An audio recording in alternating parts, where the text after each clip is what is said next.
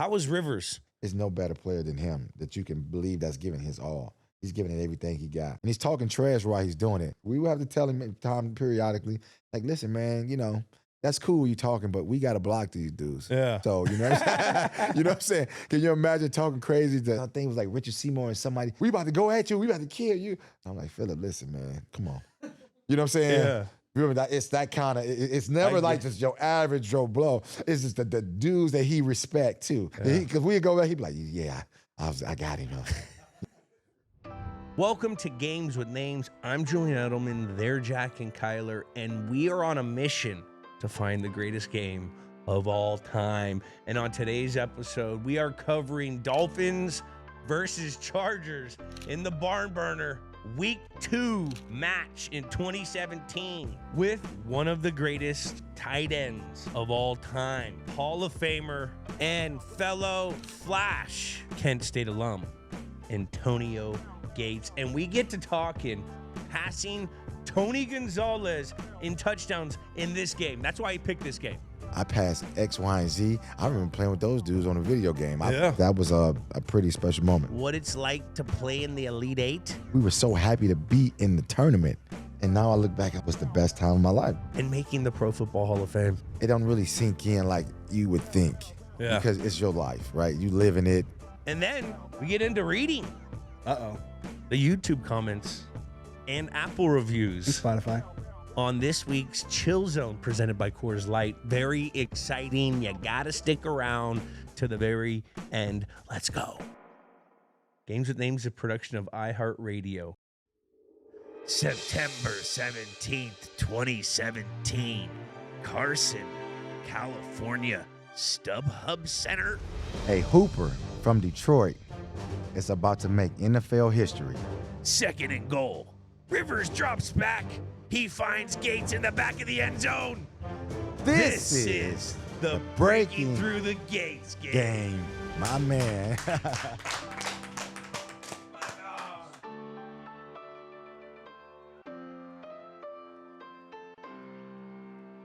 Today we are looking at Dolphins versus Chargers, Week 2 of the 2017 season with Antonio Gates, Hall of Famer.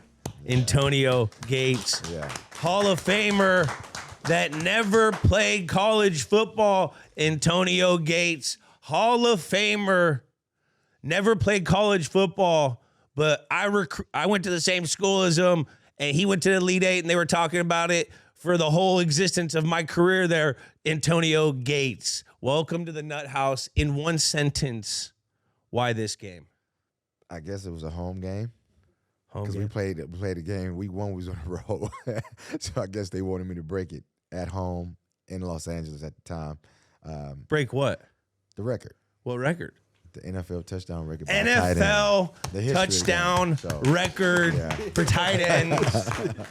Peaches and cream. Yeah. 112. With cherries on top. Yeah.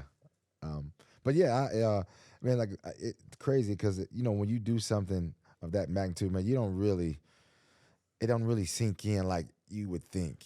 Yeah. Because it's your life, right? You live in it, you going through it. I think when I retired, when it was all done, I was able to capture the actual moment a little bit better, if that makes sense. I was able to look back and say, man, that was crazy. I passed X, Y, and Z. I remember playing with those dudes on a video game. I played a lot of Tecmo Bowl, a lot of Madden, and to pass a guy like Tony Gonzalez, that was a pretty special moment. Is this the greatest game of all time? We ask every I think you're right. No is unacceptable. You're right. I think from an emotion standpoint, it was. Because, I know for those who don't know, I played basketball. That was always my passion. So when I made this transition, that game, I finally had the emotions running through me for the first time. I'm talking about when I was on the sideline. I want to say tears was coming down. Yeah. And I was like, wow, what is going on? But I think it was the idea of what I've been through up until that point. Yeah. How difficult it is to get to that level.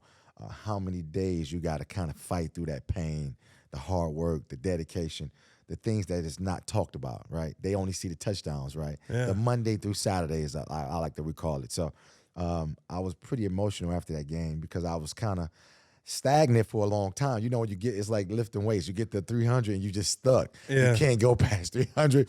I was like stagnant at like 110 for a while. Couldn't get to 111, and then I finally got to 112. I think that was the number. Well, fucking congratulations in the Hall of Fame. That means so much to me because you're a Kent State Golden Flash. I was a Golden Flash. Didn't play football at Kent, which is crazy to me, but like that's how big of an impact you have.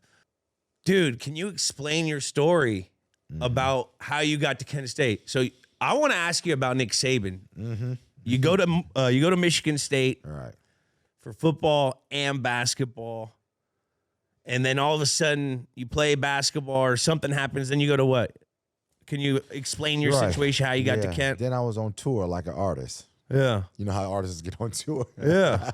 I was on tour. You have a bus? Basically, you know what I mean? I was on tour like an artist. So, you know, a lot of stuff was, you know, so I come from Detroit, Michigan, man, as an inner city. D-Town. Yep. And, you know, I think when I look back on it, a lot of it was just affiliation. You know, we got this thing we call keeping it real. Yeah. And I wasn't no stranger to that. I was always trying to keep it real with my homeboys I grew up with, inner city, went to high school with, grew up in the neighborhoods with. And a lot of things that was happening to me was predicated to that. You know what I'm saying? You go somewhere and you with me and we go to a college party and somebody start fighting. They know that's Antonio Gates, but them his boys, but they don't know my boys. They just know that's Antonio Gates. Yeah.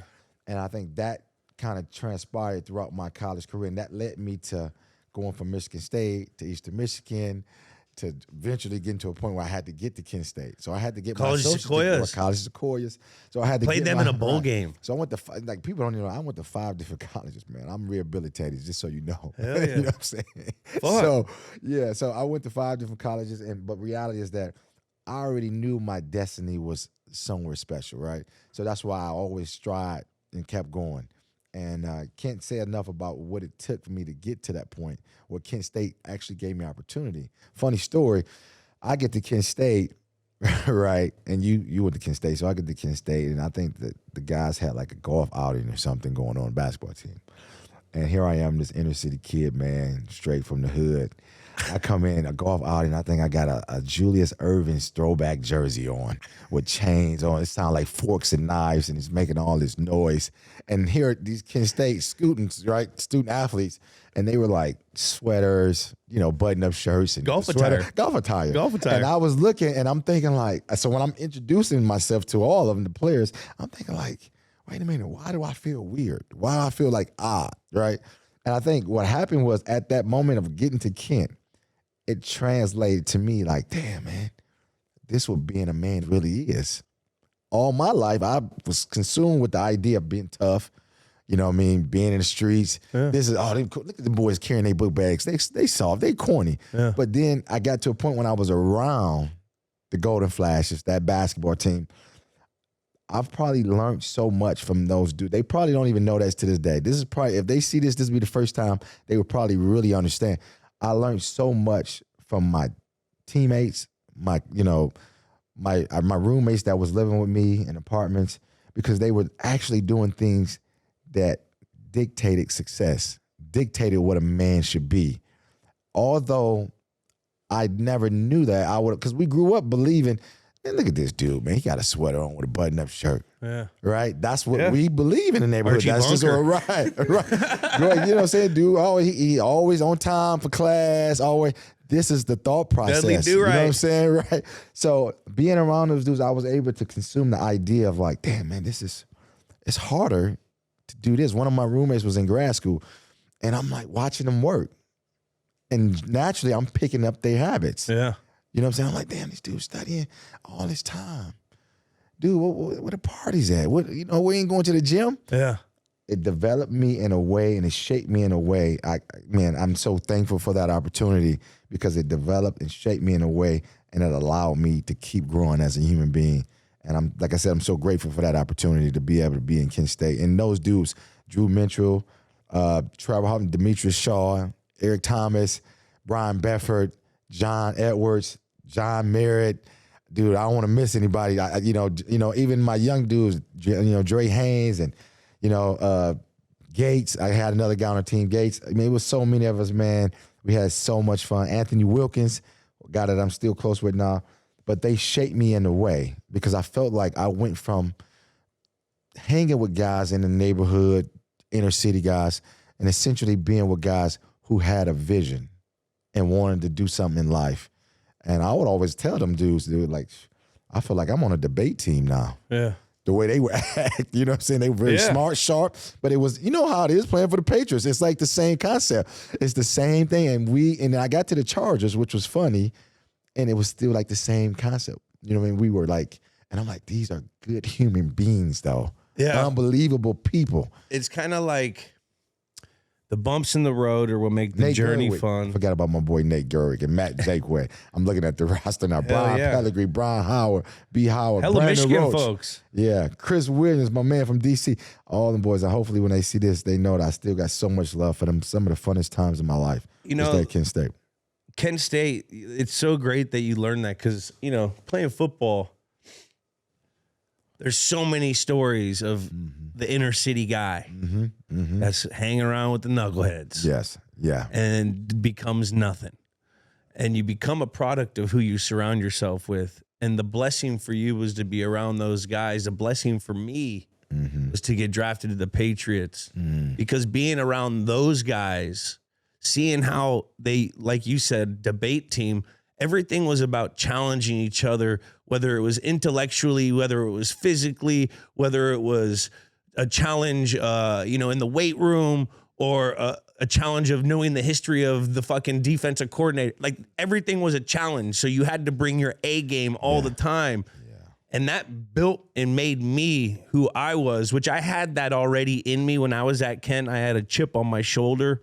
Yeah. Small school. People not knowing about, same thing. Yeah. I can fully understand that, man. Where'd you live? Did you live? What apartments did you live? You live in Silver Ghettos? No, you're right. I lived in Silver Ghettos. I got robbed off campus, too. Right. I live off campus. So my two roommates were in grad school, and so and man, like the coach was brilliant with his ideas. So he knew I was a product of just my environment, but he knew I had some like maturing to do, like any kid, right? He put you with some mature guys, right? He put me with some guys that was in grad school. Yeah. So all they doing is studying all day because in grad school, I think you get like 2 or 3 tests a year. Yeah. So I guess if you fail one, you basically gonna fail the class. So I don't know. Right. Yeah, right. It took me 12 years to get my degree. Right. So that's the thing. I'm with guys that's just studying all day, right? Doing everything the proper right way. Yeah. You know what I'm saying? Shout out to my roommate, Andrew Mitchell. And learned a lot from him, man, because he did things the right way. I always had the talent, always had the ability, always was number one since I was 12, right? Number one player, 12, 13, 14. So that wasn't the issue, the sports part. It was the off the court initially, and then it became off the field. But it was off the court initially that became the issue because of, like I said, you grow up believing what keeping it real is. It's like I got to take my boys with me. I got to take pride. Them, right? I got to take them in a space that they don't belong. Yeah, and it's foolish it can pride. Happen to you. They can pull you down. Yeah, obviously I got a opportunity and a blessing to keep going, but I was in situations where I was looking at jail time, and thankful that through all those experiences I was able to get a grip of who I am and what I wanted to be. And it helped me get to this point that I'm at today, Pro Football Hall of Famer. Dude. You know what I'm saying? Everything happens for a freaking reason. It's crazy. You're like the epitome of that. Yeah. You did you ever see Cribbs or Harrison? Yeah, I did. So I didn't know them personally as much. They're all in Dunbar, probably. Yeah, you're right. Because, the whole idea when you play basketball, we always think the football player's jealous. That's a real storyline, dude. It was a basketball school. I'm just saying. It was a basketball we school. always think the football players was jealous. So that's kind of like the thing. But, I had a football, I did go to Michigan State. So, dudes were kind of small to me. Even though I was playing basketball, I'm like, y'all scared of these dudes that play football for kids. You know what I'm saying? So I remember parties would go on and my teammates, basketball guys would be there. And we were good. We would rank the top 25 twice. And I was only there for 2 years. So the thing is that we were good. And, they'd be at the game, parties. And they get the call and be like, hey, man, the football player's here. You coming? You know what I'm saying? I'm like, yeah, I'm coming up there, man. They ain't gonna do nothing. You know what I'm saying? And they were just scared. Basketball players were scared of the football players. And to me, I was just as big or bigger. You were yeah, I you was were like Daywalker. I was you were a Big basically Ten. Blade. I was a Big Ten football player. So I'm like, dude, come on. Dude, y'all chill out. You know what I'm saying? Y'all, you know. You were both. Yeah, and they knew. You know what I'm saying? People know energy. Yeah. They ain't nobody crazy, right? You know, I was from Detroit. I'm like, dude, y'all scared of these? Come on, this dude grew up down there in Canton, Ohio. Dude, what he gonna do? You know what I'm saying? So, right. So that's how it was. And I just remember, you know, seeing James, and obviously James and I are good friends, and I know Cribbs as well. So, you know, we would never truly interact. Yeah. Because the basketball team, not me personally, they would always feel like, you know, the football team was more intimidating. They were, Hell yeah, which you were they guys were, the you fucking know? big guys on campus. Get we outta were, here. we were. Antonio G's. Yeah. Walk us through this Elite 8 run, bro. Because, I mean, I just remember we were talking about, I was there like, what, 5-6 years after you? Yeah. 4 or 5 years, Yeah. 6, whatever. We were talking about I was like, yeah, we had the Elite 8 run last year. Yeah. We used that Yeah, last yeah, year yeah. because Yeah, of you yeah, for yeah. like ever. Yeah, man. It was, man, that was the thing about being in college and, you know, making a run like that. It's nothing to do with money. Yeah. It's all about relationships and friendships and pride and playing for one another. That's why that was one of the most special moments of my life. That was the first time, not the first time, but that was really the last moment of when it had absolutely nothing to do with finances and business. It was just like, dude, we are all trying to get somewhere special and we're all trying to do something special. I remember we playing Pittsburgh, and I was just remember like, these dudes some dogs. Pittsburgh had some tough players, man. But we had that, you know, that itch. There's a dog in you too. Yeah, but we got that. Still, y'all think because we at Kent State that y'all better.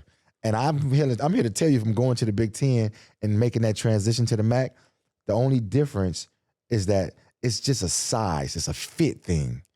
You know what I'm saying? Yeah. They wanted a guy 6'8", 6'9" to play the wing at Michigan State. At Kent State, these dudes are 6'5", 6'4". But when I got there, and you know this, man, playing in the MAC, you like, these dudes can play. Yeah. Late bloomers. A lot of late bloomers. These dudes can play. They play hard. And that's the catch, They're too. pissed off. They play hard every play. So I felt like going in the MAC and playing in the MAC was easier than making the run in the Elite 8. Like, I felt like the dudes, the Theron Smiths, the Brandon Hunters, the Keith McLeods of the world, the freaking Marshall had Blackshear. You know what I mean? They felt harder than the guys I was going against in these big programs because they were still like, you know, with a chip on their shoulder. They can put it on the floor. They can hit a mid-range. They can hit you from 3. They can make the right pass. They were strong enough. They was quick enough. Just weren't tall enough. Wasn't tall enough. Or they didn't have the you know, off the charts jumping abilities. Yeah. When you see them play, they didn't make you wild. It wasn't the wild play. Yeah. And I think you can, you know, obviously you played and you moved on. Same thing. It's like guarding you, you know, on 3rd and 8, you know what I mean? Yeah, but once you get out there, you like, damn, this motherfucker, he can go left, he can go right. He can beat you deep too. If you playing around, he can beat you. Then you'll see a guy that make a big play and you be like, okay, he's going deep. He's the first pick in the draft. But when you get out there, it changes the dynamic. And I believe I use this word, and they asked me how I would describe myself as how I would describe you too, Julian.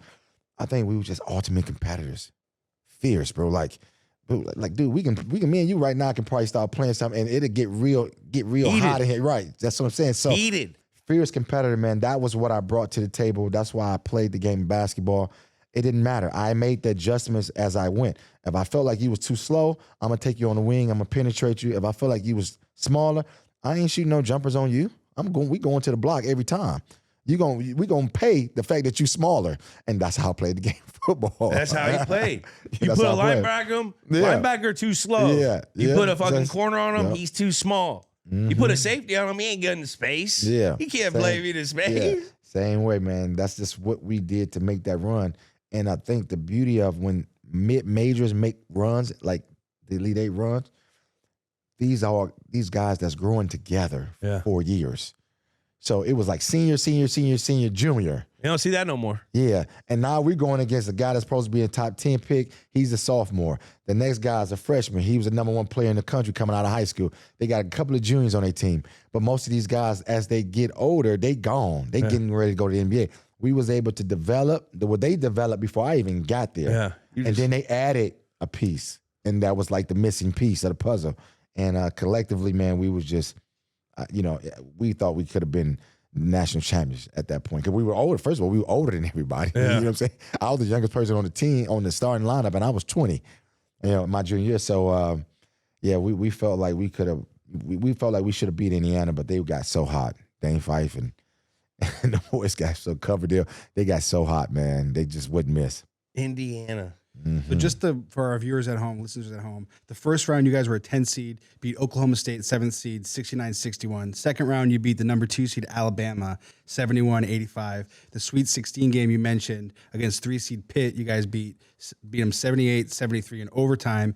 You had 22 points and 8 boards in 3 minutes played, and then you guys eventually lost to the 5 seed Indiana 81-69.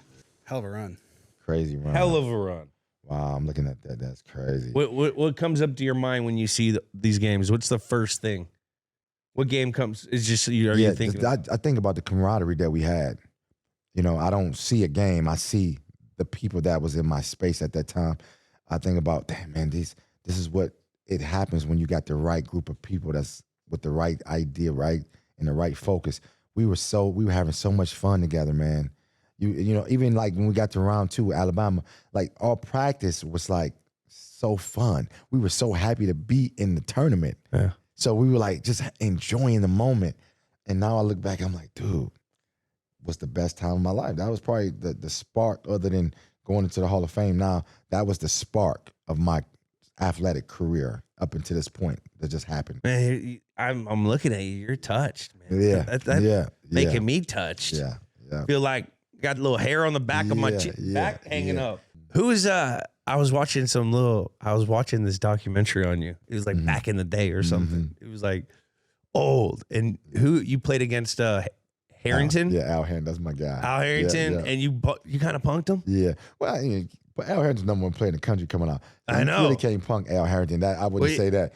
How many you put on him? Yeah.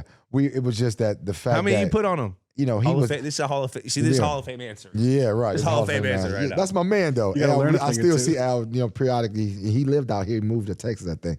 But he was the number 1 player in the country. So I'm like, dude, this dude ain't, man.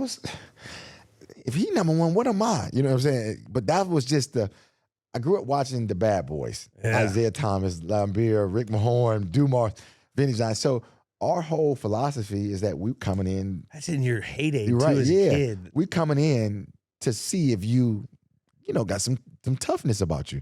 Because, when you watch the game, sports in general, we can take any sport. When you watch people play, people can jump and they can run. But it's when the will is tested is when the real true character come out. Yeah. And you have that. I've watched you play in playoffs. And I said, that motherfucker, you right there with the kid. Dog. That's tough. That's all I'm saying. I've watched it. So, and because you can't see it until you around and you see it. Yeah. Because you go 7-on-7, you do all this, and that's kind of what I was trying to get out of Al. You hear about these guys all the time. Rashard Lewis was one of the guys too. And you get in there, and I remember playing, and we practicing. We had a guy named Lloyd Price, and people don't even know who that was. And to me, he was the best player because when you get there and you playing them, the essence of the people changes, right? Yeah. So you're like, let me see what this guy about, man. Some guys can just jump, shoot, and they 6'9". Al Harrington was a dog. Now, Rashard Lewis was one too. They were like, paint the when I say picture, dog, though. D-A-double-G dog. Yeah. Where's this game at? This was in Michigan. So the All-American game, round ball game. All-American game. Round ball game was played at the Palace, I think, at Auburn Hills. It was in the Pistons. I want to say it was still the Palace back then. Was it packed arena? Yeah. Jumping was just Detroit. And I'm local. Local. I'm home. So and I'm considered the best player in the state, right? So I'm at home and I'm like family, friends, teammates, school, teachers, principal, everybody. Everyone. Everybody. 80 people. Everybody. The whole block's there. The whole block's there. And that's the beauty of sports, man, because sometimes Community, man. you carrying more than just you. You. Unfortunately, you know what I'm saying? It's you, is your name, but you represent so much more, man. It's Everyone who helped you get there is a part of your and journey. people believe in you, and you'd be surprised how it have an impact on so many. Man, we had a situation where we were winning in high school, and people were literally coming together who didn't like each other because the nephew or the cousin was on the team. Yeah. Like anything, like sports, that's what they do, and that's the beauty of it, man. And they bring people together, which we need. I have an out of left field question. So you were in Detroit in the 90s. I know you're a basketball football guy, but the Red Wings were killing it. Yeah, Red Wings. Oh, Red Wings is the You a hockey guy? Yeah, Red Wings is. I mean, I met Steve Eisman. Red Wings is the #1 team in Michigan. That's just what it is. You're a hockey guy? I'm not a hockey guy. But you were watching here and there. But they were always winning. So I'm They got fly gear, I'm too. a bandwagon type of guy. I'm like, they were always winning. You cannot know the Red Wings. Hockey You apparel is cannot. dope too. Yeah, you cannot know the toughness that we bring. You come in there, we gonna see what you're about. That's what I'm saying. Yeah. That was a foundation of me growing up. Everything was about test they will. Are they tough? And it's not in a disrespectful way, it's in a competitive way. Like we just trying, we don't mean no harm when we leave, do we? We got families and stuff. We ain't, but in the sports world, as a competitor, we gonna make sure that running and jumping we can get a dog to do that. Yeah. You know what I'm saying? You can get a dog to do that. That's why you win championships. Because in 3rd and 8 and 80 to 100,000 people screaming and you bleeding, your elbow scraped and cut and bleeding, the will that you got, you can't test that on 7-on-7. Coaches can't give you that. They can call what play they want to call. It don't matter. Your will to want to make that play, the will of Tom Brady wanting to reach out to you and give it to you, that's saying that he trusts you because he knows if I'm going to throw the ball to somebody, I need a tough SOB to make the play. And that's the only thing I can see about you from a distance because I never met you, but I was able to say, damn, this motherfucker, he always making these big plays on 3rd down. And that was my thing too. So I'm able to identify with him. I'm like, okay, he went to Kent State? Really? Yeah. Okay. Yeah, right. So I was always rooting for you, believe it or not, bro, because I knew you went to Kent, so I was always like. We did meet once. That's why I can't remember. That's we what I'm met saying. once. Tony, see, I don't even know what to call you. What do the boys call you? AG, Tone. Tone. I answer to everything. What? OG, old school. Now, when I was, I'm gonna call you Tone. Yeah, I like Tone. Yeah, Tone. They call me everything, man. I just answer to everything. I could be anywhere. Somebody say any one of those, I look up like, hey, what's up? I did meet you once though. In 2013 we came out and we played you guys. Okay. On Sunday Night Football. You guys were in the Powder Blues. You guys were in the Powder Blues. Mm. And you were Antonio fucking Gates already at that time in my career. Yeah. And I was just coming up. I was just dipping my toe into success. Mm-hmm. I was just starting to catch a bunch of balls. I was like on the grind. Mm-hmm. Well, this was 14, I think. And we go. And I had a big ass game. I had like a 69-yard touchdown. I had like 130 or something. Mm-hmm. And I saw you after the game. And you had like these cool ass fucking Ray-Bans on. Yeah, right. You had a sick ass. It wasn't a lot of chain, but it was a fucking sick chain. Yeah, and you had some kind of cool shirt on. And I came up and I was like, yo, man, Kent State.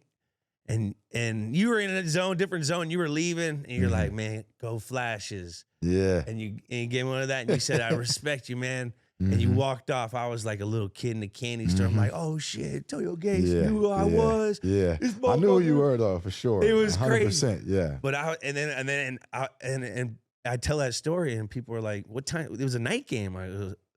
He was wearing sunglasses. I go, right. I go, when you're cool, it's always fucking sunny, Kay. Antonio Gates wants to wear sunglasses at night. He can wear sunglasses at fucking night, man. You were so cool, calm, and collect. Gave you a little something. Yeah, and dipped out. Probably went over to a Porsche or sounds something. like me, though. Right? It was sick. It just sounds like me. That's for sure. Yeah. That's for sure me. Yeah. So we got to get into this talk. You got Harrington.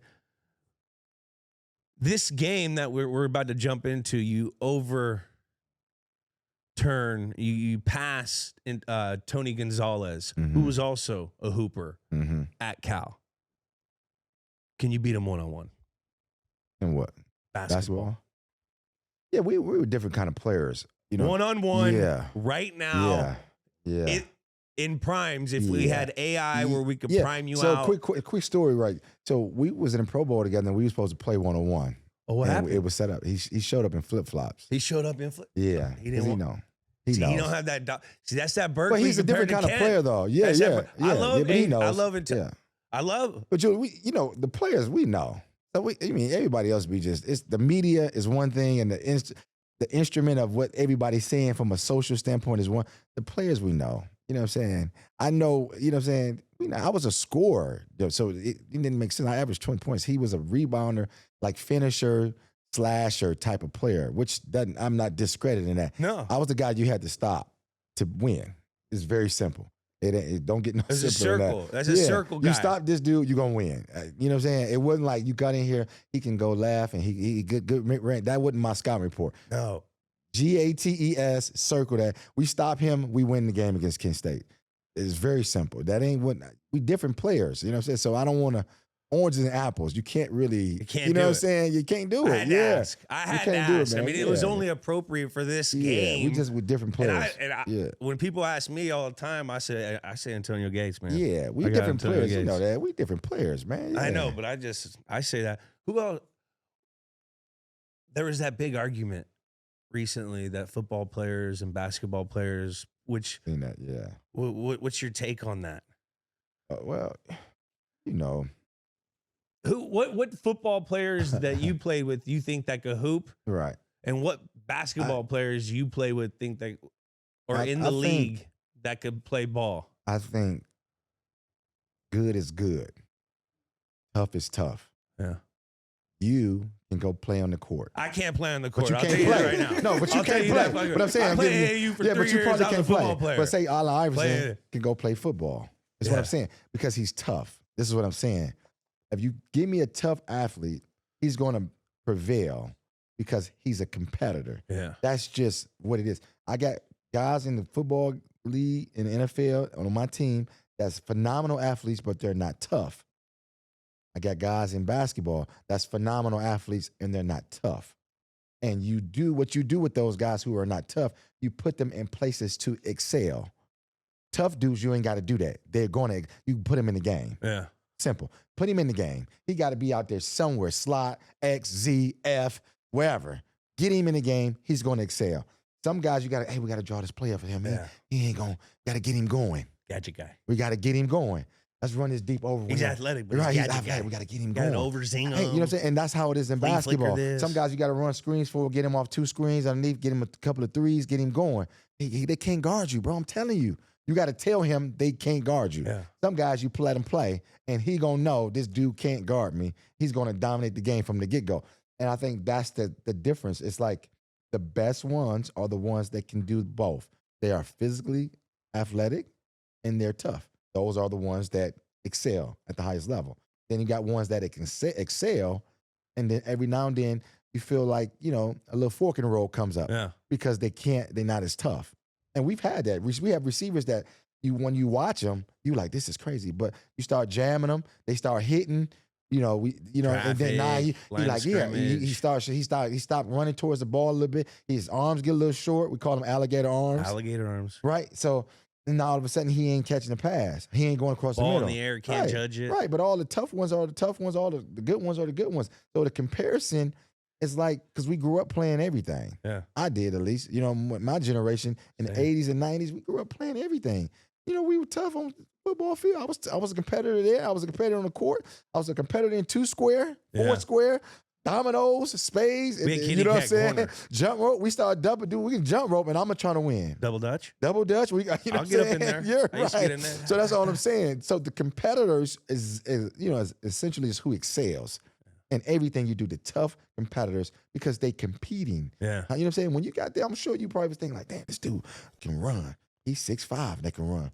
But when you play the game, they don't play like you, right? So now they go like, okay, well, Julian, come start. Matter of fact, you be the guy for us because we can depend on, and that's how I end up playing. I was just competing. Yeah. I remember getting rag dog and like 9-on-7 inside runs. Yep. And I remember just holding on. I'm like, dude, you ain't might just throw me any kind of way. So I started off in the run game. Yeah. But they were just watching me as a basketball player compete. I wasn't like dominating. But I'm like, dude, you ain't about to just throw me around. You That got ain't gonna feet. happen. Yeah, I'm like, You're okay. smart. So You when he guys was stronger than basketball. me, I said, okay, damn, he's stronger than me. Right? Let me get in. I gotta be quicker. Yeah. I gotta get off the ball Get to the quicker. spot. I gotta get there. I gotta get inside quicker, right? So if he's strong quick, I'm like, okay, coach, you probably gotta run the other way. Let me do this. Let me switch it up on him. You know what I'm saying? Yeah. So we making the necessary adjustments and we compete, man. I'm just a competitor. That's just it. You're a competitor. I'm a competitor. So whatever it was, even in this space now, you're a competitor, right? Yeah. Got me here. Right, 1,000%. Right. So that's what I'm saying. You just competing, man. It's just life. Yeah. So what I took from that, football players would compete the shit out of basketball players. Yeah. Right. I ain't gonna say that. But I'm just saying, they competitors. The Allen Iversons of the world who play both. He was a stud. Tidewater. Right. That's what I'm saying. The Allen Iversons of the world, and then the Ronald Currys on the football Virginia side, Beach? the Cordell Stewarts. I'm going a little older because I'm trying to name a guy that I felt like had both. Yeah. To me, Ronald Curry, who played for the Raiders, I don't know if you really remember him. A lot of guys play the game of basketball, but they're not really playing. Yeah. I don't want to keep discussing them. They're not playing. They're not. Right. They're not circle guys. Right. A guy got in foul trouble and you got in the game. Yeah. You're not. No, they're not circle Right. guys. Not You got circle guy. circle. You ain't You're on a the circle You're guy. right. You're right. You Ronald circle Curry, him on the roster. Cordell You stop Stewart, him, Charlie you win. Ward. You know what I'm saying? Those guys. And I want to say Charlie Randy Ward? Charlie Ward was called. Yeah, he was football. So I grew up watching him, so I knew. How do I know that? He went to the Knicks. He played point guard, but he was Yeah, quarterback from Florida State. Florida State. So he That's was why right. I want to say he won the Heisman. I want to say that. But Yeah. those were the guys, in my opinion, that I seen that I was able to say, I'm trying to be in that space. Yeah. And, most of the guys either doing one or the other good. Yeah. You know what I'm saying? These guys were doing both. Like, I guess Deion Sanders will obviously be the pinnacle of it, right? Playing at a baseball. And so he's another. Bo Jackson. Yeah, Bo Jackson. Michael Jordan is still Michael Jordan. He played baseball a little bit, but We give him that? Right, that's what I'm saying. So but those are the guys I've seen. You know what I'm saying? Deion Sanders, in my opinion, Bo Jackson would be the pinnacle of somebody doing something to sports-wise. I just watched that documentary where Dion played in the game and then went to go on the same day, and there was Crazy. some bullshit But with Bo Jackson was like that too. I want to say Bo probably was even, if not better, than Deion in both. You know what I'm saying? Because Well, there was Bo like Jackson was good. there was some drama behind it. Like Yeah. the team started in Atlanta, started getting mad. You got to watch it. It was Yeah. fucking sick. Yeah.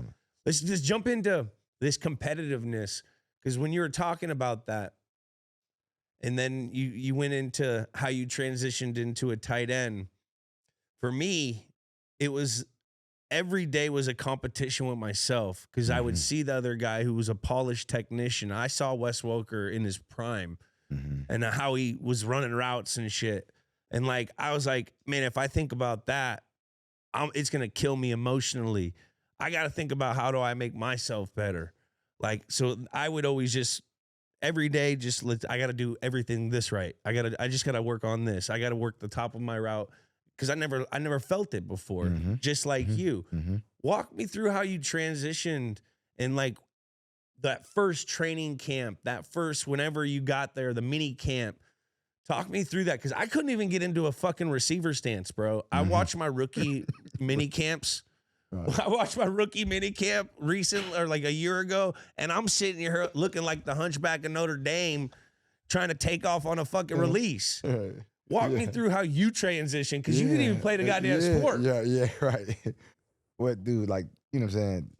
It's the same for everybody, man. It's the progression. It's the stages, right? That's stage one for me and you. That don't change. For me, it was even, probably more complicated. The range of which I had to come from, because I didn't play college football. Yeah. But I think it served me somewhat of an advantage, because I didn't have any, what I would like to consider, credit. I didn't have any bad habits. Unlike, You had a fresh canvas. right. So I was learning from a clean slate. But as a Unlike perfect guys- athlete. Right, but unlike, It's not like- unlike people that's you know what I'm saying? They come in, they already learn how to run. Bad You learn habits how to and do. shit, So yeah. now you trying to change what you learned at Kent State. Yeah. Say a guy come from Michigan or Ohio, they changing what they've already learned for 3 or 4 years. And I didn't have to change nothing. I just had to learn it from the first time. So I felt like it was somewhat easier for me. Yeah.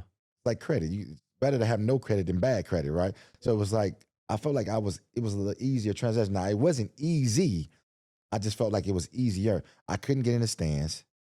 You know what I'm saying? 3-point. Right. I couldn't understand motion. You still really You got to couldn't. remember, You I'm never here. really did. I Right. remember you're Yeah. like, Yeah. Right. I'm not. Yeah. I'm trying to see what the coverage is at. Right. 3-point. So I got to a point. I was so bad. They just told me to just stand up. I just do what you want to do, Gates.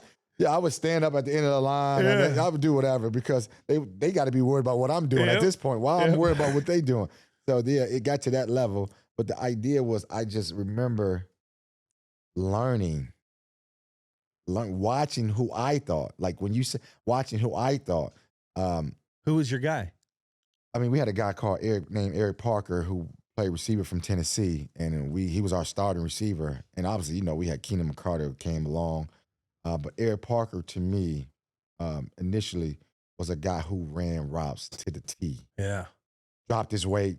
I mean, coming at you full speed, drop his weight. And 2 or 3 steps, he coming out. He ain't overstepping to come Efficient. out. Like, just everything. Get up on your toes. And I'm like, this is why he's starting. Yeah. Simple. This is why he's starting, right? And then as I matured and I got a chance to go to the Pro Bowls and I started watching Marvin Harrison, he was another guy that I would watch in practice and like, this is crazy. To me, this is perfect. To me. Yeah. Even though I'm playing tight end, I'm still with the vision of what I think a perfect route runner looks like.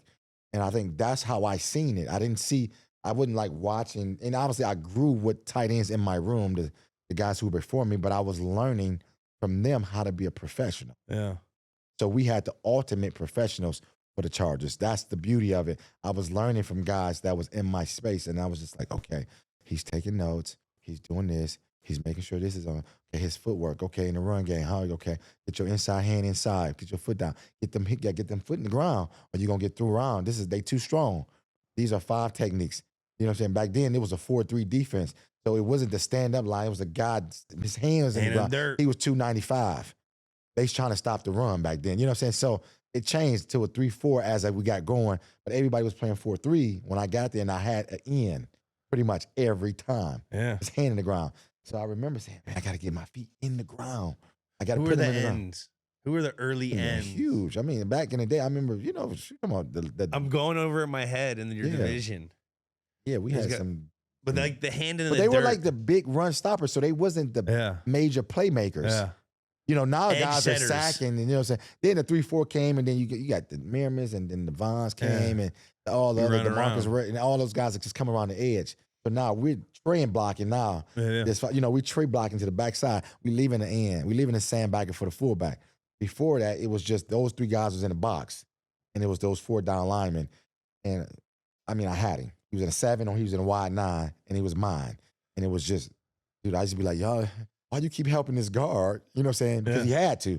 Taco would have to go down. I don't know if you understand the run game. Yeah. But so, I would always have him on my own. It's me against him. But that's why I wouldn't know 235 tight ends back in those days. You had to be 260, 270. I was a legit 255, 260. And that was like a smaller range at the beginning. Right. So now these tight ends are 35. They bulking up to 245. They're big Fs, though. Yeah. There's no true tight ends. There's no true tight ends no more. There's a couple. I mean, there's a few. I don't want to throw that out there, but I think the position has changed. It's more of a space game and more of a passing oriented. It was power. In order for you to play for the Chargers back then, 03, 04, North Turner, Martin Schottenheimer was first. Schottenheimer, see? Yeah, Martin Schottenheimer was first. You had to block power. You had to block. I don't care what you can do. If you can't block power, you can't block counter, you can't block that lead ISO, you ain't playing. And that's how I got in the game. People don't know that. That's how I got, not because I was just so dominant in the run game, but I was competing. You got to earn the opportunity. I'm like, I know I got to block this dude to make the team. So I'm just saying, I'm going to compete. And I was just finding ways, using angles. I got to a point where these dudes were so strong. I'm like, I got to get to him before he can get. I will swipe their hands down, get them off balance, get into him. Yep. Right then, I used to do that all the time. Yeah, right, My coach used to get mad at me though. Yeah, I know, because they ain't never been out there probably. But the thing is, they ain't blocking the dude, so they don't know. I would do that and accept the hit and let him take himself out the play. Okay. Yeah, I'm okay. You're gone. Yeah, the player's coming right behind me. Majority of the time, it's counter is power. It's coming right behind the tight end. You know what I'm saying? So it's like, dude, I got to figure it out. They used to say the same thing. You ain't never fucking played, dude. You ain't never been out there, You got to change it up. There's got to be a change up. There's got to be a change up in there. They got to know. That's the beauty of playing. You got to know when you get out there, dudes that they would tell, you know how this goes, dudes that they would say that's good, you get out there and they wouldn't always that great to you. Yeah. But dudes that they be like, Gates, now this guy, you should go for 150 on him. And I get out there, I'm like, damn, this dude pretty good, though. Yes. You know what I'm saying? Right. I know exactly. I'm like, dang, this dude pretty good. And they be like, no, what are you doing? You playing, you effing around. And I'm thinking to myself, like, not really. Yeah, he's really covering me. You know what I'm saying? I know exactly. That's how it always is. Always the guy that names and you get out there and they good. Yeah. Don't get me wrong, but they more playmakers. Yeah. But then it'll be a guy who don't make as many plays, but he don't really do nothing wrong either. He's just around. He press. He play cover 3 right. He play cover 4 right. He play cover 2 right. He play man good. I mean, he play inside man good. He play 2 man good. Yeah. He stay in the inside. And I'm like, damn, I can't get. And he's fast and he's strong. And I know that because I would play against guys all the time, and I would have good games.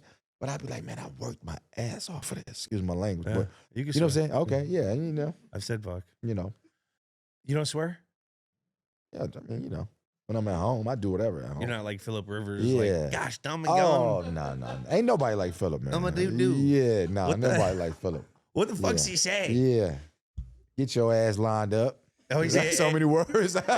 Gosh darn it, let me get your ass lined up in the right spot. Yeah. yeah. No, he don't drop the He no A don't word. curse though. He Oh, never wow. curse. Wow. He's unbelievable. Him being though, he's different. I want to get back into blocking. When was your first baptized moment in the NFL?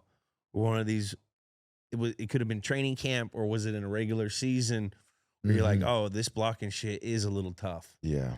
There's one time From when we the all beginning, get baptized. yeah, but that was from the get-go. From Because get-go? From the get-go, from training camp. I was One in guy there. who, Yeah, I mean, he passed away. His name was Adrian Dingo.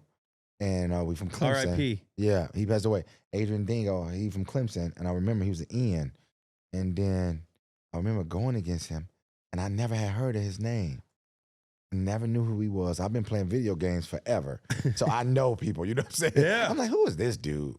And he was playing good. That's what I'm saying about the league. He was a starter, and he was good. And I could not get, I'm like, damn, I can't block this. And he was just like, that's what I'm saying. I be on, you know how you be like on one foot, Yeah. and you see the film, and you like, got under and you. like every time I look up, I'm grabbing his jersey, and like, cause he flinging me everywhere, and I'm just trying to hold on. And I just was like, man, I said, man, we got a dude named Adrian Dingo. He plays defense end. He's really good. yeah. Like, he's really good. You know, you just say you love complimenting your teammates. That was my thing. People always say I complimented my teammates. I always would say that. But I'm like, no, I'm tell you. But he was always injured. He would always play 6-7 games, start, knee problem. Yeah. Take him out the lineup, get him healthy, come back. So he always had a knee issue. That's the difference with football and basketball, though. Mhm. You know, Mhm. there's 53 guys. When you're in the NFL, Mm-hmm. every one of those motherfuckers was the best guy on their team. Yes. Yeah. You know, it's just there's so many guys. Everyone is good. You know, like in the NBA, and there's 15 guys on the roster, so you know the whole fucking roster. Yeah. You know what I mean? Yeah. Yeah. Like in the NFL, like I remember, it reminded me of when Rob Ninkovich, you remember him? Mm-hmm. Linebacker, right? Linebacker. Yeah. Mm-hmm. He's a really good player for us. Won 3 Super Bowls. He was at a point in his career where he's a long snapper in New Orleans. We brought him in on like his 3rd year, and we had Matt Light, who was like All a pro. fucking Yeah, stud. he's all pros. Yeah. And his first day in training camp, he gave Matt Light the work. Like he was just like a possessed animal, you know? And it was like, he was like, you know what I mean? It was just one of those things where that's what made him, he made the team because of that. Yeah. That one day. You know, I just remember like those one-on-one periods, that's where, because we would watch it in front of the whole team. And that's where you get exposed. Like, you do a good play right there, like on one-on-ones against the corners. You know, Bill would show it. If you got hemmed up, he'd show that too. So like it would build like right. Bill was like Marty then. yeah. Yeah. That's how those old school coaches were. How was Marty? We watched the film together, the Yeah. whole team. Yeah, Sam. So I remember when it was like my play coming up, I'm like, damn, they about to call me out. nothing Plays 48. I be knowing the play and everything. 'Cause we already went over in the tight end room. Yeah. So we get to the whole crew. And Marty was the kind of guy, he would just, you know, and North too. You know, so I had some great, some great coaches in my career. But the idea was like, you know, this was early on in my career. He made us the accountability. That's how it started, right? And North Turner was the same way. It was just being accountable that, you had to be accountable. And because they would show a guy named Lorenzo Neal in our room. He didn't know this. And they'd be like, watch this. Watch him play. And it felt like he never had a misplay. Yeah. I'm like, this blocks this guy every single time. Right, his guy is not, don't be the one to let the team down. Yep. Don't let your guy be the one to make the tackle. That's the major concept. Obviously, it's hard. It's very hard. You know what I'm saying? But the idea is Lorenzo Neal, you'd be like, this is unreal. We'll watch a whole game, and I'm like, his guy never made the play. The guy that he had never made the play. And I'm like, how do I get to that level of like focus and dominance? Because he was dominant. Yeah. He was the best fullback that I have seen. Probably the best blocker, period, that I have seen. Because he get on you and it was over. It was just, he was 5'11", Lorenzo Neal, he should be in the Hall of Fame, probably. You know what I'm saying? But he blocked for Corey Dillon. He blocked for everybody he's blocked for has had 1,000 yards. Yeah. He get on you, and it was, and I know that's hard. No MEs, professional. You know how it is in pass pro. You get back there, they have you probably doing some stuff in F. Well, I don't know. I'm assuming they did. I had one Rex call where I had to go in for split zero. Right. That's what I'm saying. I can see you doing that. That's all I'm saying. With Lorenzo Neal. When a fullback has a cowboy collar on, let's go. See what you were explaining. Why he's a Hall of Famer? Because he was a guy that was doing that, and he played on some good football teams, but he never got to play at the pinnacle. Mm-hmm. The difference between that is there's more guys like you that are sitting there seeing Lorenzo Neal. Mm-hmm. Man, if I'm just doing my job and he does his job, and we all just fucking do our job for that one play, and it may be something. That's how success is made. Yeah, team wise. That's how the winners, right? You know what I mean? That's what I was thinking about. I was like, I remember being the same way. Like, you're just looking at like, how does this guy? Yeah, he just does his job every time. And then they throw him a bone every once in a while. But like, he does. And then everyone, Lagarde, he does his. He had a 16-year career from '93 to 2008. He only ever scored one touchdown a season. Yeah. He never scored more than one touchdown a season. Right, so that was he's going to be all. He should be in a lot of touchdowns. Before we jump into this game, we got to talk over some of the greatest tight ends. I got to play with Gronk. Mm-hmm. Obviously Tony Gonzalez. Mm-hmm. Who are your tight ends that you would always eye during your career? Mm-hmm. And then what do you think about the tight end? Like the Kelsey's going on right now, the Andrews now. I like that Likely. I think he's going to blow up a little bit in Baltimore. Bowers. Raiders, he's playing. Like, what do you think about these tight ends now, and who are the tight ends that you fucking were always like looking at? The little wrinkle in my initial arrival for the Chargers was at that particular time, tight ends was really not doing that. We were blocking. We were running power. We were running counter. Schottenheimer. Yeah, so that was like the thing. I remember the things that I initially started doing at the position I would be getting cursed out a lot. I know every practice I would be getting cursed. You can bet if you came to a practice from 03 to 07, I was getting cursed out like that first couple of years because I was doing so much things. Like it was the enemy of great being. I was just doing what I wanted to do, and they like, "What are you doing? We told you to go 16," but I'm like, "Yeah, coach, he was sitting there."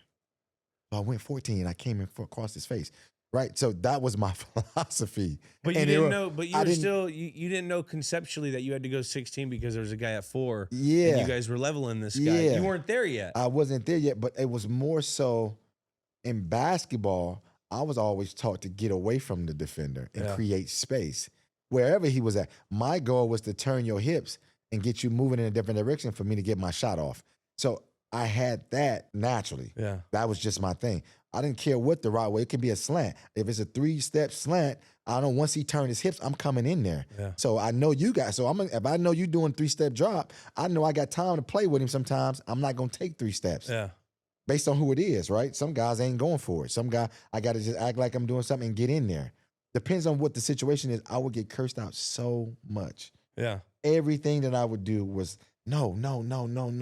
What are you doing? You short. You ain't deep enough. You ain't this. Why did you do that? Too much game in the route. Too much wiggle, right? Till everybody start to do that. Yeah. So now the transition is that people are actually accepting that. Now, when I did it, it wasn't done. Yeah. Guys would go 14 yards in. They would go a 6-yard out. They would go 8-yard across the ball curl. It wasn't no pivot and wrinkles to it. You know what I'm saying? That was basketball. That That's was your basketball. I'm not saying I started it, but when I was doing it, it was like I would get graded off really bad, but I have a 7 for 130 in the game. Yeah. And a touchdown. You know what I'm saying? And they'd be like, dude, you're killing us. The quarterback, he don't know what to do, right? I know. And I'm like, yeah, well, shit, we caught it. Because that's how I played football in the streets. It was like, go to the car and turn around. Do this. If he was over there. But you got to create something. You created it in a way. And you know, because I started watching you where y'all kind of play it like that too. Kind of like, give him a little something at the top. It got to that point in Ross. Give him something. When you didn't really want to do that, you would want a speed cut out. Yeah. When I first got to the league, everything was a speed cut. And Tim Dwight watch Tim Dwight. Yeah. He's going to come and speed cut out, an option route, speed out, green grass, run out, right? Zone, outside release, hook. Simple. And I just used that, and I built on the idea of my natural ability was giving me more of an advantage than it was anything else. Yeah. I would make plays in the game, and they'd be like, what was you thinking on that? I'm like, well, coach, I know it was cover 2 Mike, and he'd been watching me run a pivot, all right? So I got a deep over. Instead of me just getting up and running so he can turn and run with me, I made it look like I'm about to stop and sit down, and then I go behind him. You know what I'm saying? Yeah. But I'm holding him. I'm freezing him. It's like a little shit. Yeah, like a shake. shit. So we came up with the route. Yeah. Gates got the shimmy. He got this. Because I was doing it naturally. I did everything off my pivot or everything off my sticky or everything off my 7 route. We used to steal all that stuff from you guys. Mm-hmm. And I remember running. I'm like, Coach, we used to give it to Hernandez. Mm-hmm. Hernandez was a beast. He was because he was cold on. He was cold on the hoot. He was the one I was worried about the most between me and you. So speaking of, when I was watching, and I didn't really watch as much because the space that I was in, with all due respect, I was doing my own kind of thing. So it was hard because I remember watching Denver, and they played the Patriots, and Grunt was playing, and he was in tight and goal line package, and he popped out wide to run I want to say a fade, and Von Miller was the linebacker. He popped out wide, right? We played him, lead. Chris Harrison stayed in the game, goal line. They don't come out. Yeah. So I couldn't really say this is what's about to happen. So I got to that level where I knew I just got to kind of go and adjust as I go. I don't know what they're going to do. I don't know who. Woodson guarded me on 3rd down. Chap came in and guarded me on 3rd down. So that's not truly the normalcy in terms of what you would see. Yeah. And I remember seeing Hernandez play, and I remember what we would say at practice too. And I'm like, they would come to me and they asking me, and again, it's hard to say because you don't want to discredit anything with anybody's grounding. It's phenomenal. It's a Hall of Famer in my opinion. But we felt like Hernandez, at that particular moment, he was more of a difficult thing to cover because of his ability. Yeah. And I always felt like him and Kellen Winslow Jr. was more closer to me than anybody else based on my appearance of what I'm seeing. Yeah. I'm like, I got to get going. So when we played him, I'm like, I'm going to show this boy what's happening. He ain't coming here. But he was such a phenomenal player. He can put him at running back, put him at F. You can put him at Y, put him at Z. You can put him at X.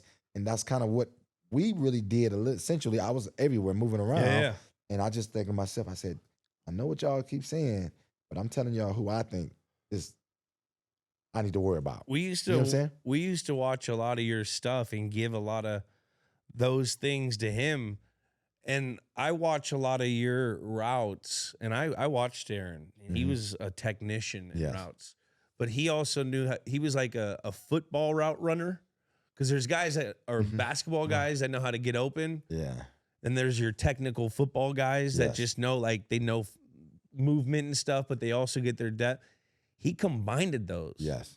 You know, and so he had that crossover at the top of his route where he would break a dude off, but he was 240. He was kind of smaller, but he was he wasn't you. He wasn't as big, but he was still 240, 245. Right. He was at 250, and then he lost a little weight. But, like, he can move like no other. Like you're saying, yeah, I think it's a lot of it had to do with the basketball. He was special. Yeah. to say the least. I watched him, and I said to myself, "I'm That's just telling you what I basketball, no felt." basketball, I bet. Yeah, Because yeah. he Kellen Winslow Jr. was special too to me. He just didn't. His career didn't elevate, but he's another one that I'm just saying. When I was thinking about the guys to worry about, yeah. you know how you got your competitors in the social world, like Yeah. who the media thinks I need to compete with, and then I got my own independent, like visual. This is who I think he coming. Yeah. You know what I'm saying? You know who you think. You know Yeah. how it is when you go out there. You like, damn, he's a badass. Kellen Winslow Jr. I should say. He kept having knee problems, but I watched him run a wide post, and I'm like, this motherfucker can play. Yeah. Like Hernandez, like that was my route. That was what I ran. Because you guys had that same shimmy. We had that same. We can move basketball you. shit. We can move you. We can get you to move Yes. over, and you be like, ooh, look at that route. Yeah. I mean, anytime you can watch a guy and you be like, ooh, look at that move. That's what you know what I mean? And generally, you usually refer to people like you. Yeah. So that's why it's so hard to make the judgment and comparisons, right? Who the best is? Well, you know, I felt like these guys played similar, right? Yeah. Tony and Grunk and Jason, like they were more 6'7", Yeah. Shaquille O'Neal kind of players. You know what I'm saying? Like they dominated in that space of just, he's never covered. Yeah.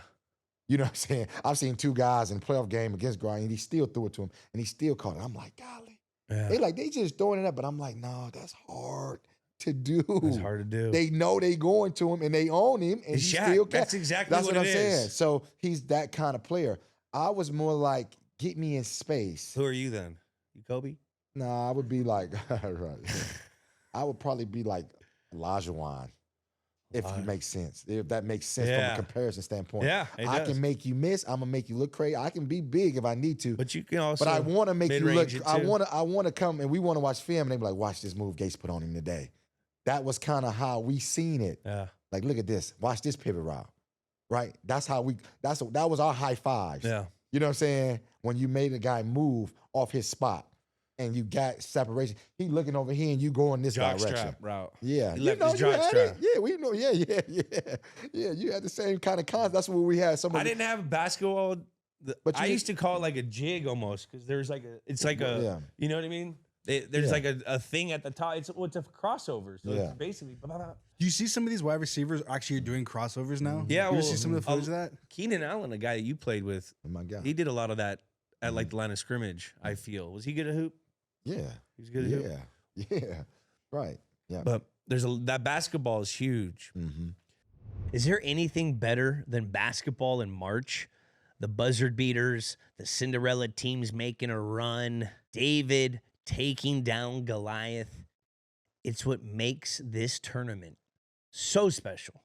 I remember a couple years ago, posted up with the Coors Light in hand, watching a 16 seed upset a 1 seed. 1 minute, I'm sitting pretty. The next minute, I'm cooked. But hey, that's all part of the fun. And this year, even if my bracket is busted, it's a good time to choose chill and crack open a Coors Light. Don't let your bracket break you. Choose chill all tournament long with Coors Light. Submit your bracket to the ESPN Tournament Challenge presented by Coors Light for a chance to win cold, hard cash. And for your chance to win more prizes all tournament long, visit CoorsLight.com/MarchHoops. Coors Brewing Company. Golden, Colorado beer. Celebrate responsibly. Let's jump into the segment where we go back into time real quick and we go over pop culture. This game took place on September 17th, 2017. Look at some of this stuff out here. Number one movie, It. That's the clown one. Taylor Swift was a huge impact, still making impact. Despacito, that was a killer. I went to Mexico City, and remember we were Despacito. Oh, that was this song. Yes. Oh, we were in Mexico a few months before this. Yeah, I forgot before about that. this. Yeah, you tore your ACL this year. Tore my ACL. Oh, I didn't play this wow. season. I didn't know that. I didn't know you took your I tore my ACL. ACL. I didn't know that. In 17. We went 1-16 in preseason in fucking Detroit, dog. What's up with that turf? So in 17, you tore your ACL. That's the reason why y'all didn't win it. That's what you're saying? Nah. That's what you're saying. I didn't say it. That's basically what you said. They couldn't stop the offense. You like, I told my ACL, so Philly won it that year, man. But, you know, I came back after that.